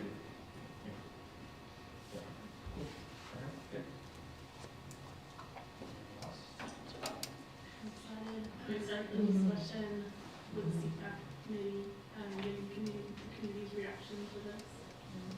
I'm interested to see how the staff steers and which one they end up handling. You know. Yeah. Yeah. Exciting stuff. I do really like the idea of having the gym and, so quick, the gym and something else was right there in the front, because we have to remember that our buildings are also community activities, so that makes it easier, those things are used by our community in the evenings and weekends, so I like that that's up there. Yeah, I think that's a good comment. That's really something we just talked about, is making sure that this part of the building can easily be kind of partitioned off from the rest of the building, so that it's really convenient, easy to use for non-school times. That's really a great idea, because I guess at one time they had the wrestling in our gym, and and somebody came in my classroom and borrowed my overhead projector for the wrestling tournament. So I mean, really, that does happen. Yep. For music, art. Yes, it is, yes. Yeah, music, art, those are a couple of the special spaces, and then we have kind of distributed around the school. We're showing it in a couple different ways to get some feedback. The purple SP is for where it's going to check special education programs, whether that's self-contained resource, ELL, SLPs, all of those various components, counselors, psych, etc. So those are shown that way, distributed around the school. Yes, yeah. So we need some snappy names. So people And what's the other one called? Courtyard Commons. Courtyard Commons, right? Yes. So, I want to briefly comment. My voice is hoarse, but throughout this process, it's been a quick process, right? And huge kudos, I think, to the committee. Everything that we brought up, I think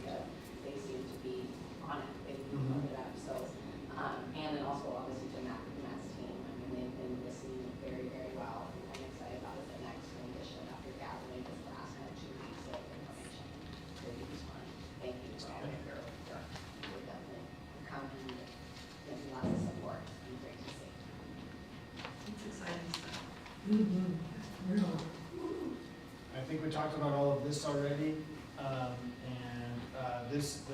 high school piece is in progress, so don't have too much to say yet, but that's what we're hoping. Some next steps there. And then for the summer, our plan is to be able to continue to take the design to the next level so that we can kind of get ready and to do a little bit of engineering and some additional cost estimating is a big piece too. So we want to make sure that we kind of have really good information for you in September to be able to then start planning, kind of making final plans for the bond. And then of course, continuing on with the long range planning and probably for us personally, working on a high school master plan a bit more after some of the feedback we received from you guys and that we're hoping to receive Monday night at CFAC from some other people and be able to bring that back to you in the fall. Not for me, I missed a meeting recently, maybe explain them, did these design concepts, is that the maximum wetlands mitigation? Okay, so. Yeah, I was gonna ask that too. Okay, yeah, so, these designs are basically, not, at this point, not assuming any additional wetland mitigation except what was already required from when we acquired the property, meaning that, we're not doing anything additional than what we had defined before. But we are in conversations to try to see like, okay, is there some sense in doing a little bit of that, whether here or just kind of adjacent, closer to the White Hawk Boulevard area. We don't have an answer on that yet. What we're concerned about is we don't want to slow down our permitting too much by doing too much of this now versus doing it later. So we don't have an answer for you on that yet. At this point, we're assuming let's do the minimum now and then so we don't kind of have a schedule hiccup. But we're still assessing. Does that answer your question? It does, yes, thank you. And it's kind of one thing. Were we still waiting on another survey from the Army Corps of Engineers? Because you had said that there could be a lot less wetland mitigation if this thing came out our way in our favor. Did that happen yet? What we have gotten a preliminary survey from our surveyors defining exactly how big those wetlands are. Yeah. And so partially, yes, it shrunk a little bit. So the wetland we showed here on the screen tonight shrunk just a little bit. Not drastically, but a little bit, so we got that information. The information for the rest of the property, they're still actually getting it in the CAD and finalizing it, so we don't have that yet, so but it will be soon, they're getting close. And that could come up a lot less too, which would give us more room to do things and less money to move wetland. Correct. Awesome. Yeah. I'm excited So for that. I expect they're going to be a little bit smaller because I've seen some of the preliminary stuff, but I don't have any way to quantify or like that yet. Awesome. I've been adding a bucket of sand each night. All right, we're going to strike that part. Joking. Okay. Thank you. All right, thank you very much. Thank you.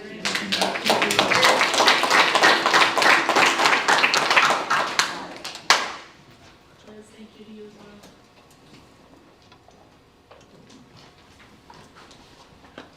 All right, financial report prepared by Marcy Manning.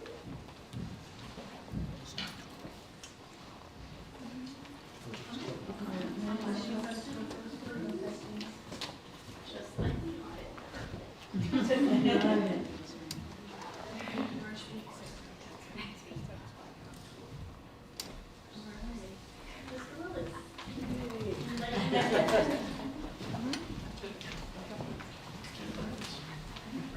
Well, I want to thank you.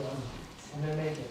I'm tired and I'm going to make it. And so I want you to know that. So one of the things, Carrie, you asked for early on is like, I want to hear about all you see, honestly, you see the bills.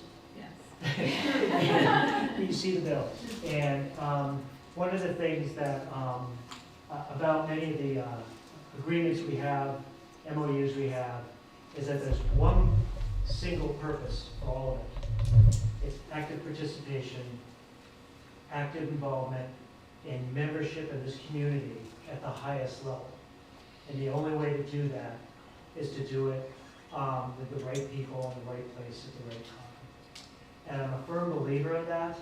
And so what I'd like to do is introduce you, because you hear me talk a lot, so I'm going to step aside. What I'm going to do here, and I'm sure I'm going to get the names wrong.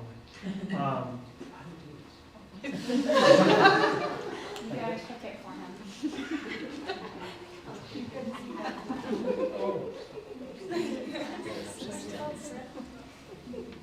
Oh, okay. Okay, so I'd like to introduce Kelly Kiel. I got it? Yep. And so she's from Provale. Provale is out of north of Seattle. We've been working with her for 3 years. We currently have a caseload, probably closer to 15 kids that we're currently working with augmentative communication devices. And it's her expertise, along with Val Patterson, and Claudia Sipper, who actually work together strongly, not strongly, all the time, every day, making sure that they're communicating clearly, communicating with families, communicating with students, communicating with the staff in the classrooms. Honestly, every day. I see Val, and you're instrumental. Val is the one person who's exchanging photos every day with parents. You know that, Grandma. And so what I'm going to do, so we're going to talk a little bit about assistive technology. We're also going to talk about behavior bridges and their work with our staff and our students. Laura O'Rourke. She's been working with us for 6 years. Almost 6 years. Yes, that's as long as I've been here. And then Amber Geidman. Did I get it right? Yes. Yeah. And with Maxim for 4 years. It's been 4. And then Rita Thompson. Oh, there you are. Rita Thompson, and she's going to talk a little bit about OSTOP and things that we're doing in our community. So what I'm going to do is I'm going to start with Rita. I know you don't want to start off. But I wanted to have her talk a little bit about the big picture in regards to prevention, the $220,000 grant that we received in order to pay for our substance abuse and prevention, and I have her talk a little bit about those things that we're doing in the community. Thank you for having us here. So my name's Rena. I'm the Executive Director of Recovery Cafe Orting Valley, and I'm also the current coalition coordinator for OSTOP. So through working with Chris, I really wanted to help do something for our youth, as I have 3 kids in the Orting School District. At the heart of what the cafe does is connection. And so I worked with Chris to start OSTOP after he wrote the grant for that. So part of that is coming together and coming up with a strategic plan to help our students and families learn about prevention efforts and wellness in the community. Connection to the community is one of those things. And through that, we also, as a cafe, decided to start mental health services for youth in the school district. So I wrote for a grant and got that funding. So it's an MOU with the school district, and Tony Kagochi does that for us, for you guys as the district. As well as we decided to start a youth-focused recovery. Essentially, it's a youth recovery cafe, which we're going to bring to Orting this summer.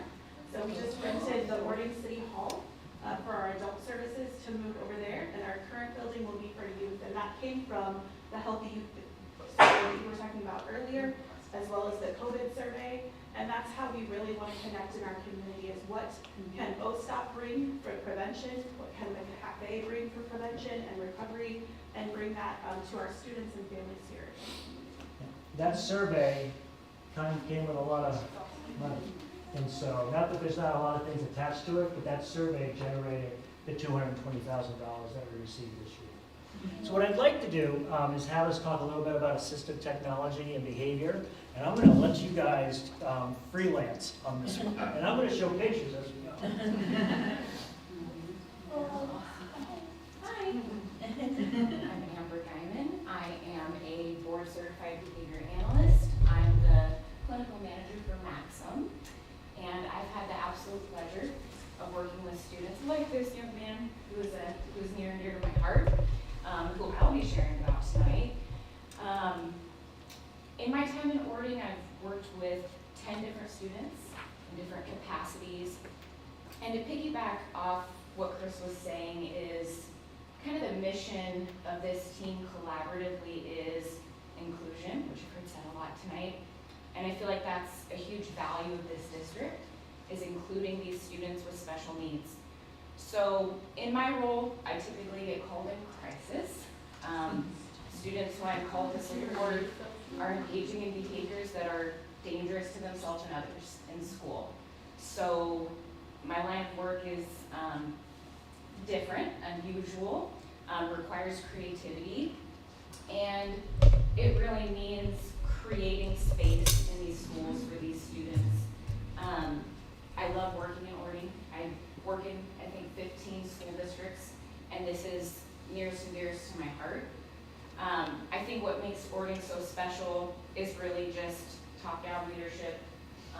The values that, you know, Chris embodies with his actions, with his words, really trickles down to teachers, to paras, to building staff. And it's an emphasis on the value that these kids have and the value they bring to the communities within which they live and go to school. You guys see the bills, I know they're big, but the bills are bigger for outside placements.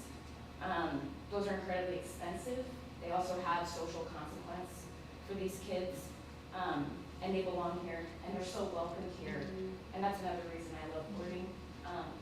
That's not always the case. I work in a lot of schools, and this is a really special community for how included these kiddos are. It's inspiring. I feel in the last 4 years I've had opportunity to make what I can only call miracles with this team right here. Really, it's a testament to what can be accomplished when a skilled team full of heart that is multidisciplinary comes together with a shared goal of student success.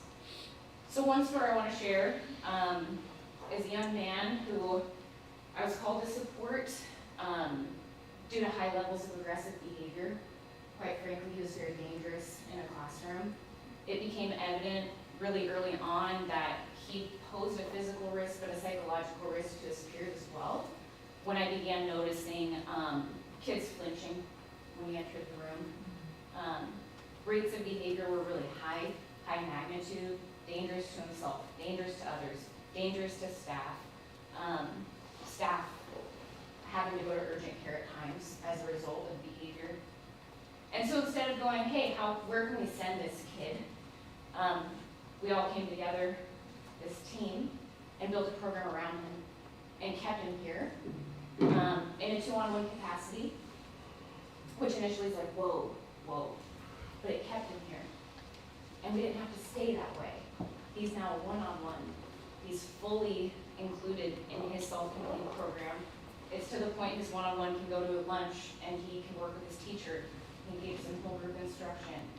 He sits by their kids, he plays with them. He's learning functional life skills. He's learning self-care skills. He's learning communication. Behaviors are so low that they're safe. It's safe for him to be there. Nobody flinches when he comes in. They give him high fives. They give him hugs, right? He's part of the community. He contributes to the community. His presence benefits others. He's in gen ed for all his specialists. It benefits those peers to have him there. It benefits him to be around those peers. And that's one of many stories I'm really proud of. I'm really proud to partner with Orting. This is a special place. It is a positive place. People are genuinely invested in success of students. And while these outside supports come at a cost, one thing that we strive to do is empower your teachers, your administrators, and also build their skill set. So while we're working with students, we're also building internal capacity for navigating these behaviors. And what we've seen is a lot more behaviors around COVID, a lot more needs. Students who might not have profound disability but are presenting behavioral challenges and safety risks to their schools. So now we're able to increase the skill set and confidence of staff in being able to manage that too. So it's always the goal to like work yourself out of a job, right? I never want to leave you. I don't want to leave you. Keep me here. But there's the need for people like us, right? So thank you for having me. I love it here. You guys should be proud to be the board of this district. I'm proud to work here, brag about it all the time, and second to none. So thank you. Thank you. Hello. My name is Laura O'Rourke. I'm the Executive Director of Behavior Bridges, and we are next door to you guys. And I moved here 8 years ago, and I'm a big believer in bloom where you're planted, and I think that Orting community is a really wonderful community that shows that and embodies that in many ways. And 7 years ago, I started Behavior Bridges because I really wanted to, I'm also a behavior analyst and a licensed mental health counselor, so I think, there's a lot of interesting intersects that go along with lots of the things that we've been talking about. And Grace, you and I are going to talk because I'm like, are you okay? That's so cool. And, something that I made Behavior Bridges because I wanted to build networks and communities across systems and partnerships between all of the community strengths and needs so that we're sharing resources rather than taking resources away from somebody else. And how can we collaborate together in a more efficient and effective way? And I'm really grateful for the opportunities that Orting has provided me, both through the district and through the community, across the lifespan of the people that live in this community. And I've had a lot of opportunities to connect with all different, I look around this room and I'm like, hi. and we all have different stories and experiences that we work together, but a lot of the people that I end up working with in the district through the services department are those people that haven't yet accessed those intensive services that they may need. We know something is needed. We know we need more support. We know we need more training. We know we need more communication, but just the system isn't there yet. We can't get the paperwork fast enough. We can't get the resources up and running in a way that is going to be what that student or what that team needs. And so I get the pleasure of having fun and doing what I love in both of my worlds with behavior and mental health, and stepping in those interim times and in those transition times and helping not only those students that I'm supporting and their peers with the Are You Okay and how do we connect that language and that message between people who may not have a common ground and a common language to understand each other, but also with staff and through different teams and through different departments and all of us working on the same message. And the story that I have to share is a student that I actually didn't officially work with until this year.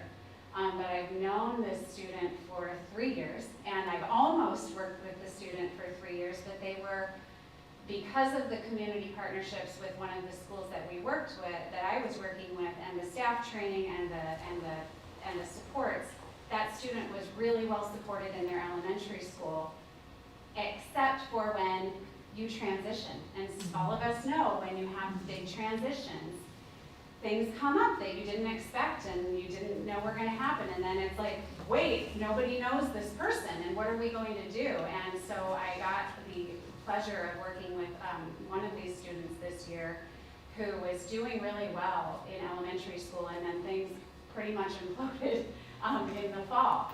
And there were meetings every day, and what are we going to do? And so many different parts of the community inside and out of the district trying to support this student, and I was brought in to help develop supports for this student and rein in the team. And so we gave a behavior plan, and we did a lot of team training and coordination, and we set up monthly meetings to check in and see how things are going and what's going on. And we canceled last month because he's doing so well. He started selling comic books. He gives everybody pointers on the latest fishing season and what bait you should use. So if you need tips, yeah, crabbing, fishing, any type of outdoorsy things, I can hook you up. And what I love most is I am just checking in of like, hey, are we meeting this month? because I haven't heard anything, and I'm hoping I haven't heard anything because there's nothing to talk about. And in his case, and in many of the cases of the students that I work with, that is true. And I love that I get to see so many people that I hang out with or I have hung out with and I'm not involved anymore because you guys got it. And then I get to go do other cool things. So, and Grace and I are going to talk because I got a grant, Grace. And so, but I'm just really, really happy and love being part of this community and love being your neighbor and love being your community partner so we can build bridges together. So Ooh, that was a good segment.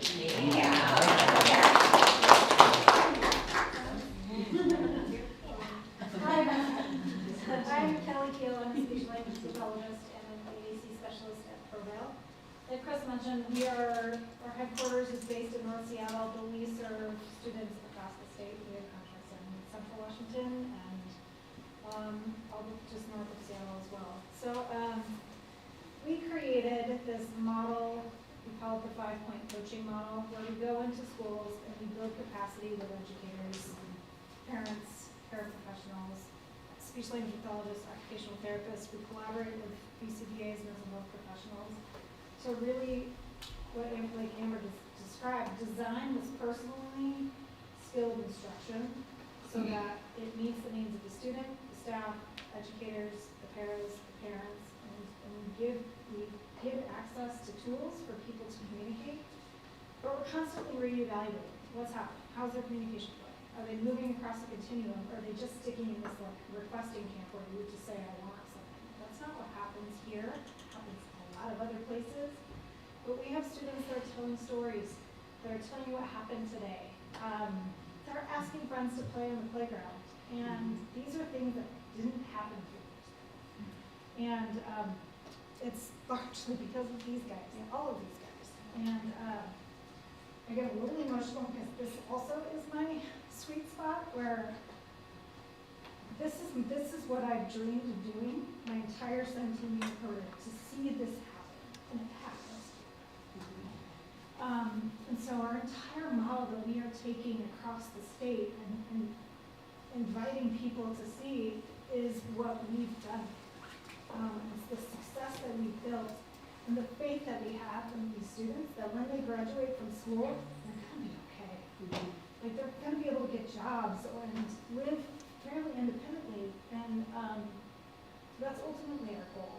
And I know we have some stories to share that I'll share one real quick and I'll pass it to you. I have so many stories to share, but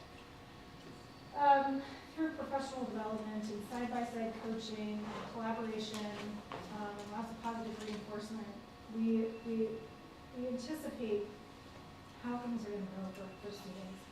But what we've done, what's happened this year particularly, it's a little bit different than what we've seen in the past couple of years, is we have a student who was doing great in school. He graduated high school, got to a senior year in high school, and something happened. And his life is going in a different direction. And he now is losing speech, and he's having a hard time just being engaged in the things that he likes to do. Play video games, get on social media, date.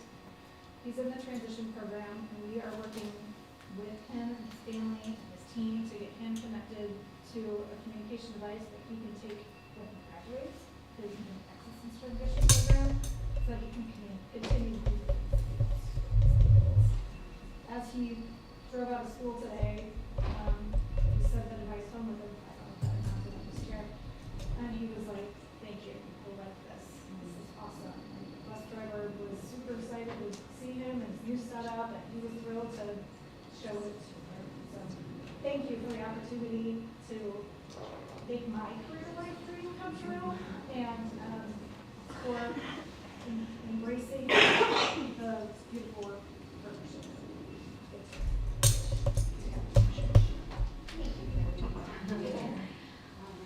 Hi, I'm Claudia Fruit. I'm a speech language pathologist at Orting Middle School. I was at PTR last year. I still am this year to some capacity, but I've been here since 2018.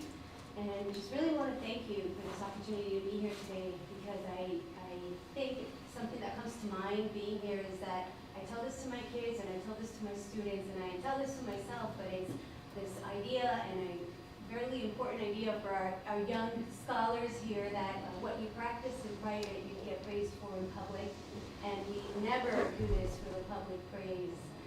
We are never expecting the spotlight, but what we do expect though is a high standard and high expectations from our kids, because we're living in a time right now in education like never before, with neuroscience telling us the level of neuroplasticity in our kids is beyond our comprehension and what the brain is capable of doing. And so I think that thanks to the support of the board and our director and our team, Colleen and Katrina, we are able to practice our work in private, and we're able to do this work with our kids, and all we want is that the level of achievement for them to just have no bounds, and this goes across their lifetime with all members of the community. And so we're really, really happy to be here.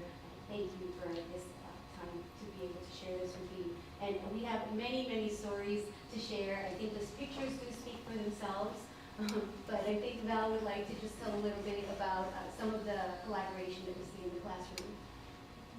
I just want you to understand, as a life skills teacher, you're very much alone. You're usually the only program in a school, and it's not only amazing to be at Ptarmigan Ridge and have another classroom next door and another teacher, but you can't do it on your own. And I've been teaching for 28 years, and I do not know anywhere near enough for the new kids that are coming in. I mean, it's always changing, and I reached out to Laura with some questions about behaviors on a new student, and if it wasn't the same day, it was the very next day that she came in and was right there to support me, and was back again this week. It's hard. It takes every specialist and everybody working together. I have 6 kids in my class with communication devices, and I love that part of it, but it takes everybody. And so I can't do it myself. I'd like to try, but I can't. And I need the supports, and it's wonderful to be in a small district where I have them. Coming from a large district, I didn't have all this. I'm grateful to be here. I came here for Chris. I mean, not really. I follow Chris because I worked with him for 20 years before that. And So please understand what we have here. All of these people come from different parts of the area, Northern Salem, Cambridge Island. I mean, and we all have a common theme. We all have a common thread, and it's focused. And it's focused on full participation of our kids, high expectations for communication, high expectations for the behavior of the students out there. Because what we want to do is not only break down those barriers, but jump over them. And I can tell we're doing that because I saw Grandma the other day run into the school because her grandson forgot the communication. I think he's dishing it, but. And actually, now it's at my house because he forgot to take it home this week. But I had to email Bridget and say, it's at my house, don't worry. And I have a quick story to share, because these ladies work with my grandson, and he's gone from just one word, talks in complete sentences. Anyways, I'm gonna cry. We all are.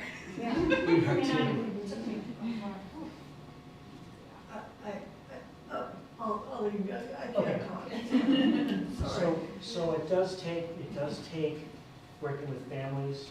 It does take, Kelly was making, during COVID, was making videos for families to do the training so that they were able to work with their kids inside their homes. I mean, we had to work really hard to bring all these people together, because these kids are complicated, all right? They're complicated. They're not only complicated, they're a joy to be around.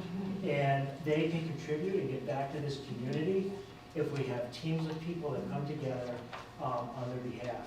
Because it costs a lot less now than it will later. And so I want to thank all of these.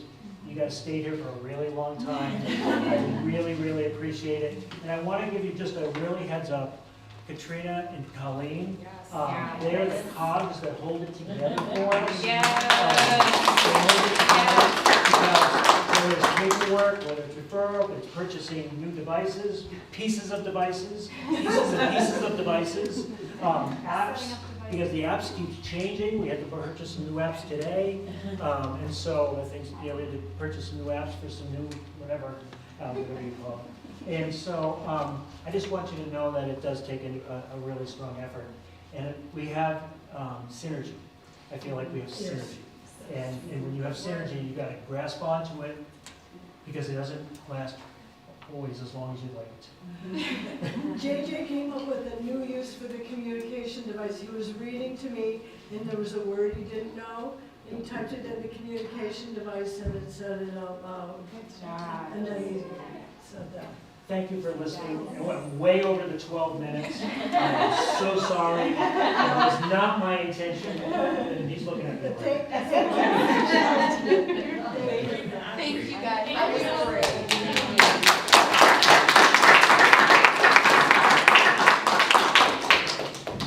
I really do just really want to thank you because I know how hard it is. And Val, you're amazing, and Laura and Claudia, the three of us. And I watch you day in and day out work so hard. It's like I'm going to cut into this time frame too because I just want to say, from somebody that doesn't have experience in that world in any form, and not having been a teacher, these are words and dollars that I see and don't understand. So thank you for sharing, and your stories actually put a lot of meaning into some of those reports that I read, and it was very valuable. So thank you so much. Thank you guys. Thank you guys for the opportunity. Yes, to echo that, I did ask about the dollars. This is my third or fourth year on the board, at least count, so I'm not here to correct me. And I've seen those payments year after year, and Chris does such a phenomenal job advocating for our students, reporting out on the progress of the programs, celebrating the work that you all have contributed to accomplishing. But I wanted to know the story behind it. You did. So I appreciate so much your willingness to hang out with us tonight, but also the passion that you bring to your work with us. It's familiar. We see it in our own staff. But I just am so grateful that you're part of our community and supporting our kids in this way. Thank you. thank you, Chris, for bringing good people. I had to buy a meal. I know it. Bye guys, thank you so much.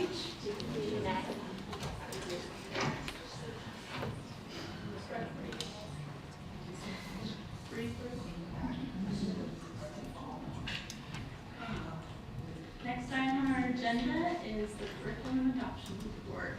Mr. Brad? Team presentations?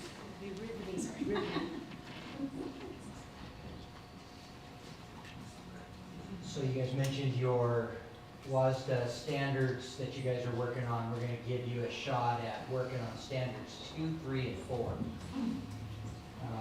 The high student expectations, clear goals and how to meet them, creating conditions for student success, and then accountability for meeting those student expectations. And the proposal that we put before you for the ELA K-5 curriculum adoption, I think, is a way to hit all 3 of those standards in a way that our district has been long needing for some time.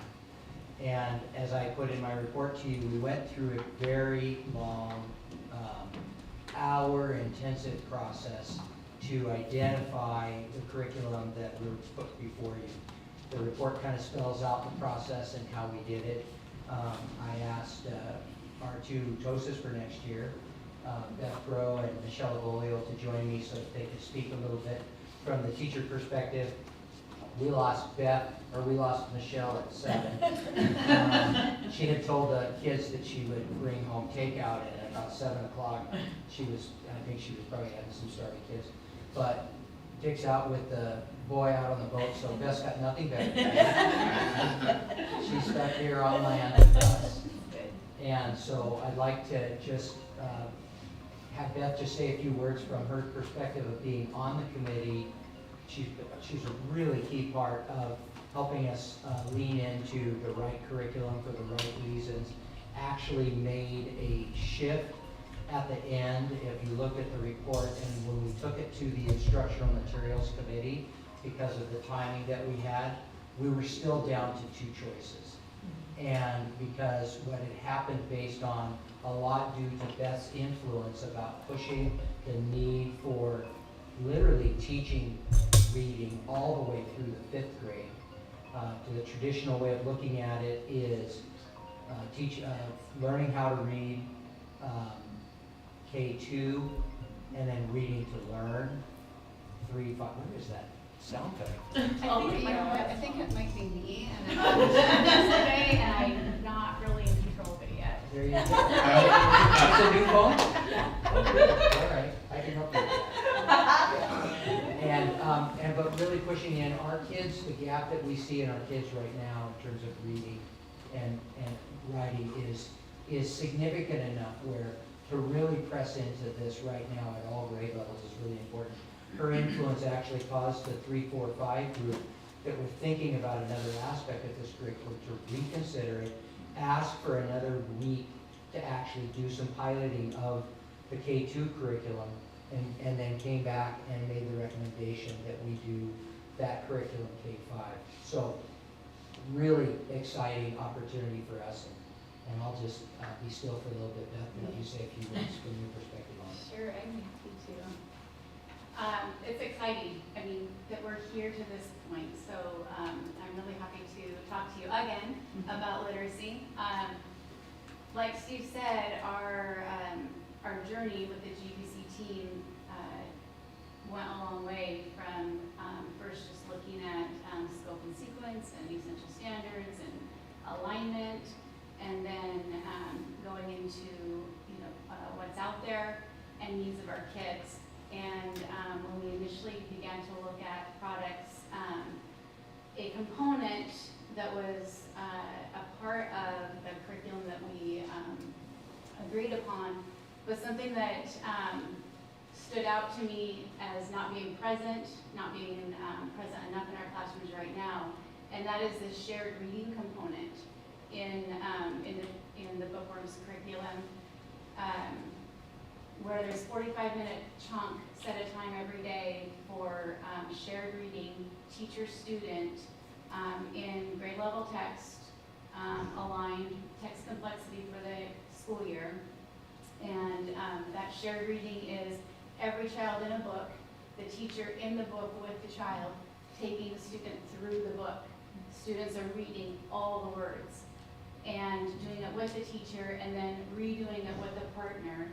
The amount of words that a student will read in a year, the amount of books they will start and complete with their teacher's guidance in a year was far beyond any other curriculum. So that is a real big shining star that the curriculum offers. There's three big components. There's a differentiated instruction component that will it will bring together our intervention time with targeted skill instruction.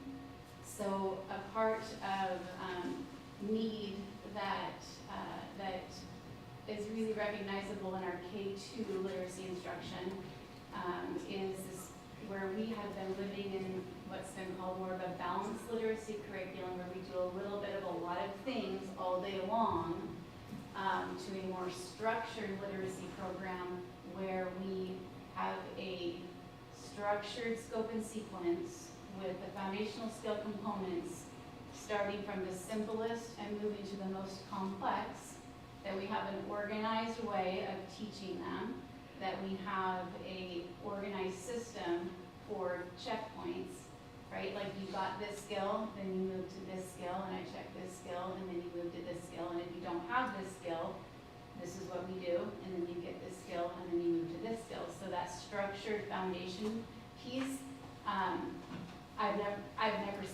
we haven't had. It hasn't been present in our curriculum. So what that will allow to happen in our K-2 classrooms is kids mastering skills on time. We need all of our kindergartners to master their kindergarten skills on time, our first graders' skills on time. So if we have a clear vision of what those skills are, we have an organized way for assessing them, and a targeted way for reteaching them, then we have so much more in front of us to work with, so much more resources to bring into the classroom. So, and then there's a third component, which is another 45-minute chunk, which is the other parts of our ELA, which is read aloud at a more complex, above grade level text, which is vocabulary, grammar, and writing. And so that's a third 45-minute chunk. So the curriculum that we came up, that we've decided on, has all of those components. And what became really difficult, because, not really difficult, but a challenge, was that at K2, we knew what our K2 kids needed. They needed all this skill work, and they needed lots of opportunity, and they need more minutes with books in their hands, and more minutes when they're getting led through to get to automaticity of their reading skills. But at 3-5, teachers' brains, right, are more tied into what are they doing with their reading, right? What skills do they have? How can they write about it? How can they connect their ideas? What's the what's the knowledge level of the vocabulary and the content and all of that. So there were some other things that caught their attention for those reasons, and they were all really good reasons. But then we came back together as a team, and we talked about the pros and cons of having two different curriculums running, which can happen because K2 has some have different goals. But what unity it would bring if we were all in the same one. And then we looked deeper at some of the things that 3-5 were looking at, and then we looked at our students and what they needed. And that's when we started to, have deeper discussions, stay later, make extra meetings, to talk about where are our students at, looking at our Ames Web data in the middle of the year. We didn't have one grade level in my building that had at least 50% of their kids with an oral reading fluency score at the 50th percentile. So we have a lot of kids who need to read a lot. And we're missing, like, there's just a big group of students that aren't getting enough time in their reading instruction. They're not getting what they need to be proficient readers. And if in 4th grade and 5th grade and 3rd grade, we still have readers that need all of that, then teachers started looking at, well, what will they be reading? What will they be doing with text? And then bookworms became a contending curriculum for them as well. And when we looked more and more at kids and more what they needed and what they would be doing with their minutes at school and how that could impact them to leverage their learning, then we came all around to bookworms K-5. Yeah, the commitment level of this is pretty significant. As Beth described to you, it's got 3 45-minute chunks in it, which means the elementary schools are rebuilding their master schedules to accommodate this. This is a very significant commitment we're making K-5 to improve literacy, and then also the commitment that the district is making to support 2 ELA TOSAs to help us with Beth and Michelle to do this work.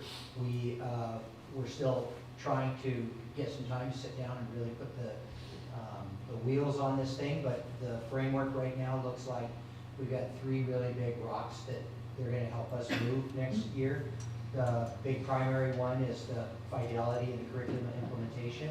We know that there's no curriculum that's a magic bullet.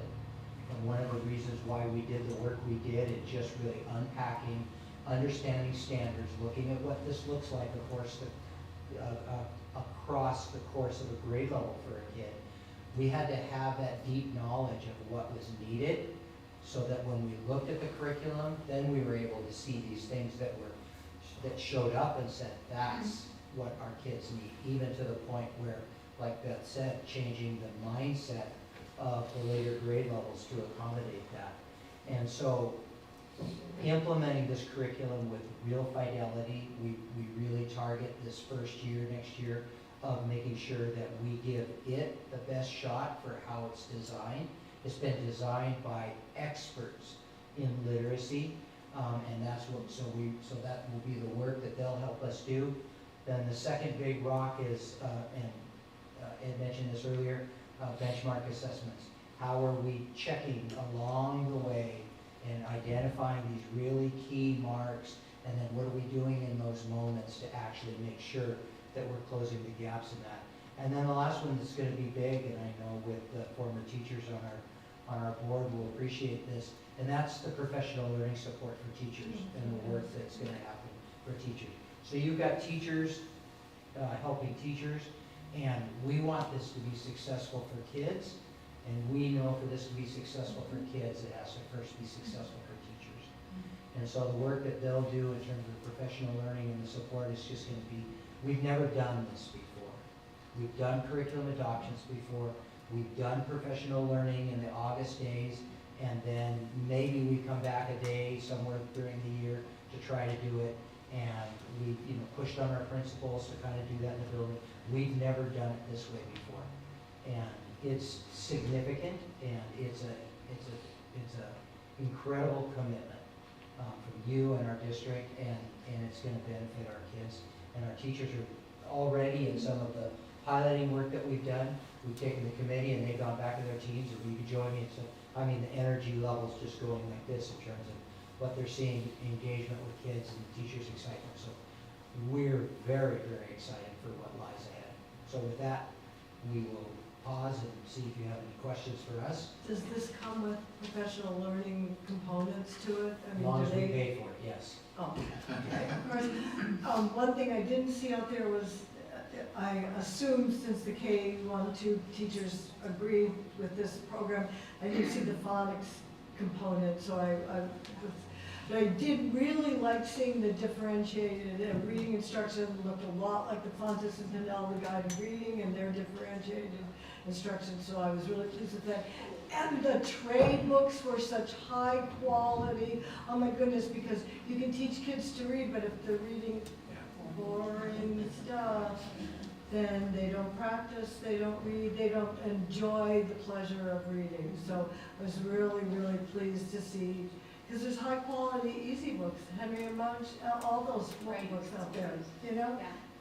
So. And the phonics component that you don't necessarily see as a phonics book comes in the shared reading part of the day. In first grade, it's a bigger chunk, right, because there's a lot of that early. And in kindergarten, it comes, which you also don't see, every week there's a nursery rhyme and every week there's a poem. Oh, and great. One of them is for current concepts and one's for fitting awareness. Yeah, great. Well, I have to be honest, I've seen so many different curriculums throughout the years that I've seen them just come and go pretty fast or not work. And then I was looking at the board docs and I looked at all the people that were doing it and I thought, I know it's going to be great because I know the people and I'm so thankful because we need this. I'm so happy to put our money towards this because it's something that's going to make a big difference in our district. One of the things that happened, not intentionally, but will actually have really a lasting effect is the way that we did the work in terms of just digging into the standards. The growth that we saw in our teachers in the committee over the course of the year was I've been here for 5 years and I haven't seen the shift happen in the way that it did this last year. And then they go back to their PLCs and they start talking about these different tools and the things that we're using. And it's the way that I try to represent it here. The purpose is to empower teachers. And we know knowledge is power, right? And so what we kind of discovered, we sort of kind of knew this, but I think it really showed up, is one of the pieces moving forward, not just for ELA at elementary, but for all across our system. This idea of empowering our teachers with a deep understanding of what the standards really mean, what they look like, what it should sound like and look like when kids meet grade level proficiency, and what to do if they don't, is going to be significant for our district. And so that's the part that I just watched this growth, and today was our last meeting with our elementary math group, and that was my comment to them. The conversation we had today, I'm going to get emotional now. The conversation we had today about the work that we need to do in elementary math, very, very different than any of the conversation we had back in January. And we've got a team of elementary teachers that are fired up about math, they understand, they see, and they're calling out the gaps, they're calling out what those pieces are. It's because they have a deeper understanding of what it is that kids are expected to know and be able to do that they did before. And that is so empowering and encouraging to them that it just lights that fire. So we, you didn't get to hear from Michelle tonight, but I already warned her that this won't be the last opportunity that we get, because we'll come back and give you updates. But you're also going to start hearing some stuff about elementary math that's going to be encouraging to you, as well as academics across our system because of the work that we've got going on. And like I said to you at the retreat, I think that delving into the standards, I know now these people have a deep understanding, but new people need to at some point in time have access to that opportunity too, because it's hard to teach something if you don't really know. I apologize in advance. I should have asked the question because I was curious. Is this a multi-year adoption? It's a single year adoption. We're asking for everything this year, and then the ongoing costs are the student materials. So those are consumables, and we have to purchase those. And I put the estimated cost of those in the proposal. But once we pay for all the teacher materials and whatnot, because it's called an OER, it's an open educational resource. OER, right? I said it right. Open educational resource, which means it's all online. And anybody, you don't even have to be a school person, you can go in, you can log in, and you can access this curriculum. So it's free online. We're purchasing all these materials, the teacher guides and stuff like that, because just having teachers do all this stuff online is, you guys can probably say, yeah. But then the trade books, those are copyrighted. The differentiated materials, those are copyrighted, so we do have to purchase those materials. But the teacher materials and the student consumables, we're actually requesting to purchase all of that. And then, as they make those updates and whatnot, those are all updated online, and we can make those adjustments without having to rebuy everything. And I'll apologize again, but Kathy had brought up, oh my goodness, professional development. Yes. So learning the program, the teachers learning the program. Yes. I didn't see that there was that in this proposal. Is It that is. something? Oh, it is in there. Okay. Yeah, it is. Okay. It's under this section right here, professional learning for staff. Excellent. Okay. And what we're recommending is they have 3 15-hour training, so 3 weeks, 15 hours a week. It's a virtual training where the authors and whatnot are providing this training. And this is actually Beth's recommendation, I thought it was very savvy of her, that we want to host these trainings here on site with our teams with us, and then so that we can, and then add an hour at the end so that we're able to do some work together in all our teams. There's 3 weeks that it's available. One of the weeks is next week, right? And that's not available for teachers, but Beth is going to do that week so that she will get the training. She'll know exactly what it is. Then the other week we have is in July, and then we have a week in August. And so I got an email in draft sitting in my, about ready to hit the send button as soon as we get approval to let staff know, keep these dates on your calendar. So the cost of that per teacher for the training to the company isn't that much, but then we would also need to pay our teachers for their time. Right. So that's where we're incurring a great deal of the cost is, that's gonna be 20 hours per teacher at the professional rate of pay. And I've estimated that and put it in there, and it's significant, but it doesn't make sense not to. Really? Yeah. And that's happened so many times, so you're just given these things, okay, learn it. Yeah. And if you're gonna invest in this, then you wanna invest in it. And we're really excited about having Michelle and Beth facilitate those trainings, because it puts them right up in front of the teachers during the summer, before the school year starts, engaging them in that work. And that works really well. We did that with Lisa Woodbury when we went to the DRA, and she went to the trainings, and then she helped train us. So that's really an efficient way of promoting the information. I think the most valuable part though is that we have Beth and Michelle all year. And that, I mean, I'm just so glad because there's such a big difference to have someone with you that can show you if you're having problems or demonstrate. I mean, makes a huge difference. Because you forget things after the training, but having you guys is going to be so amazing. Yeah, not just our veteran teachers, but I spend a day in August with all our brand new teachers. And this year, we're going to be sending them out the door. Will they know clearly what the what is? And they'll have already had the training in the how by the time we have our orientation with them. And for the first time, at least since I've been here, we'll have brand new teachers to the profession that will have a very, very clear understanding and direction of what it means to literacy instruction at their grade level. It's pretty exciting. Talk about retention, you guys were talking about that earlier.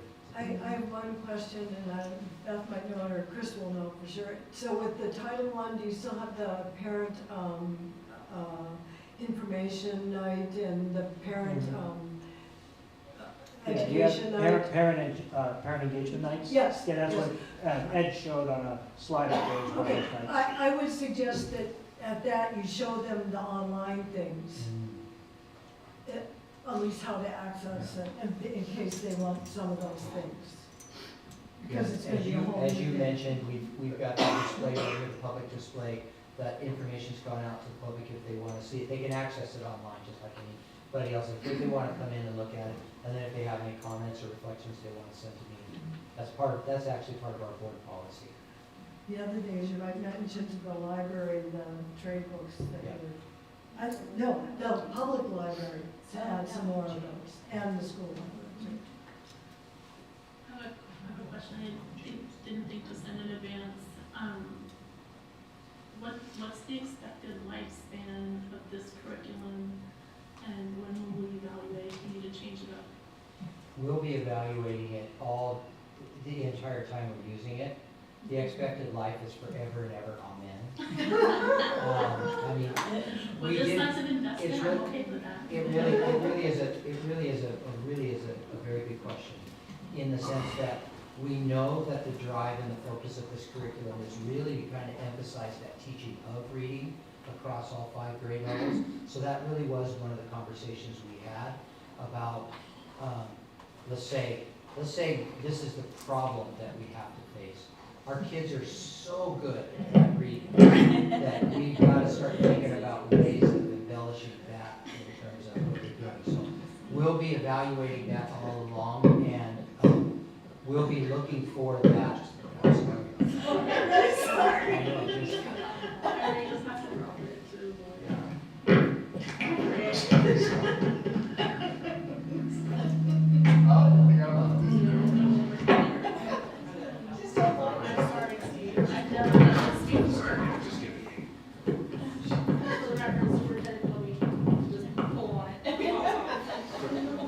Now that we got that fixed, we'll wait for Beth's phone to go off. Sorry, I apologize. That happened. I would say we, There used to be a 7-year rotation on curriculum, and that's been kind of debunked for some time now, because things change so fast.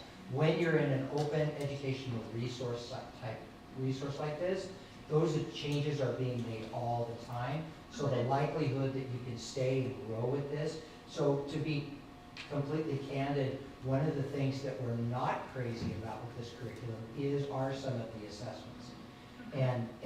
But again, how did we even know that without these teachers getting deeper and understanding what it should look like? Then they looked at the assessment, and they wouldn't even, I don't know that they'd even been able to see the difference had they not done some of that really heavy lifting and that learning. But that was one of our discussion points too. What are the different pieces that we can leverage? Because like I said, there is no magic bullet, there is no perfect curriculum. We really believe that we can boost those up, we can bolster those for what they need to be, and that won't be a big deal. But we'll always be looking to make sure it's hitting the target that we want and need. But I'd say we're not even going to get serious about anything else for at least 5 years.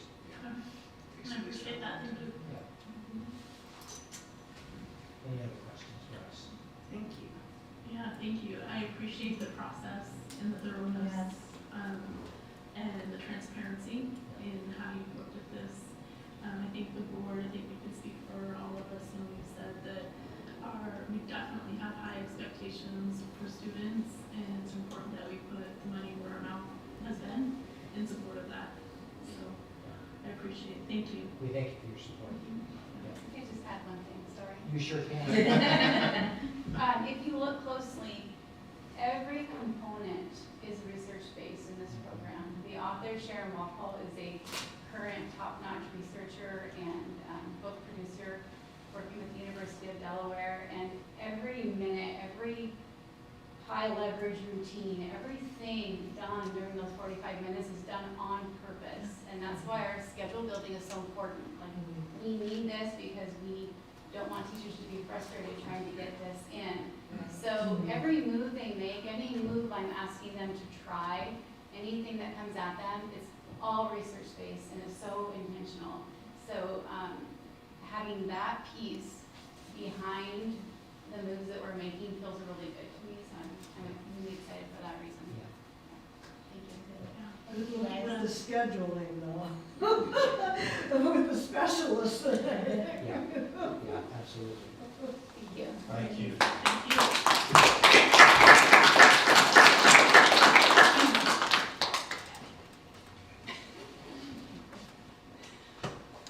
All right, we have arrived at the consent agenda. I will entertain a motion.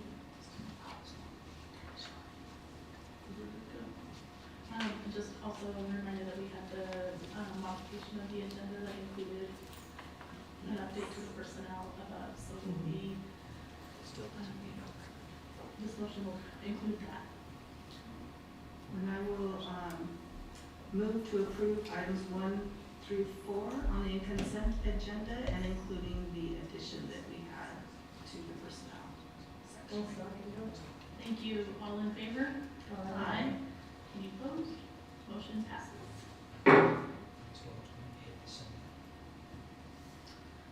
Now, we will move into executive session, and we'll be discussing a public employee, and only announced topics will be discussed. There will be no final action taken during the executive session, and these discussions are confidential, so I'll need to ask everyone to please depart. Not like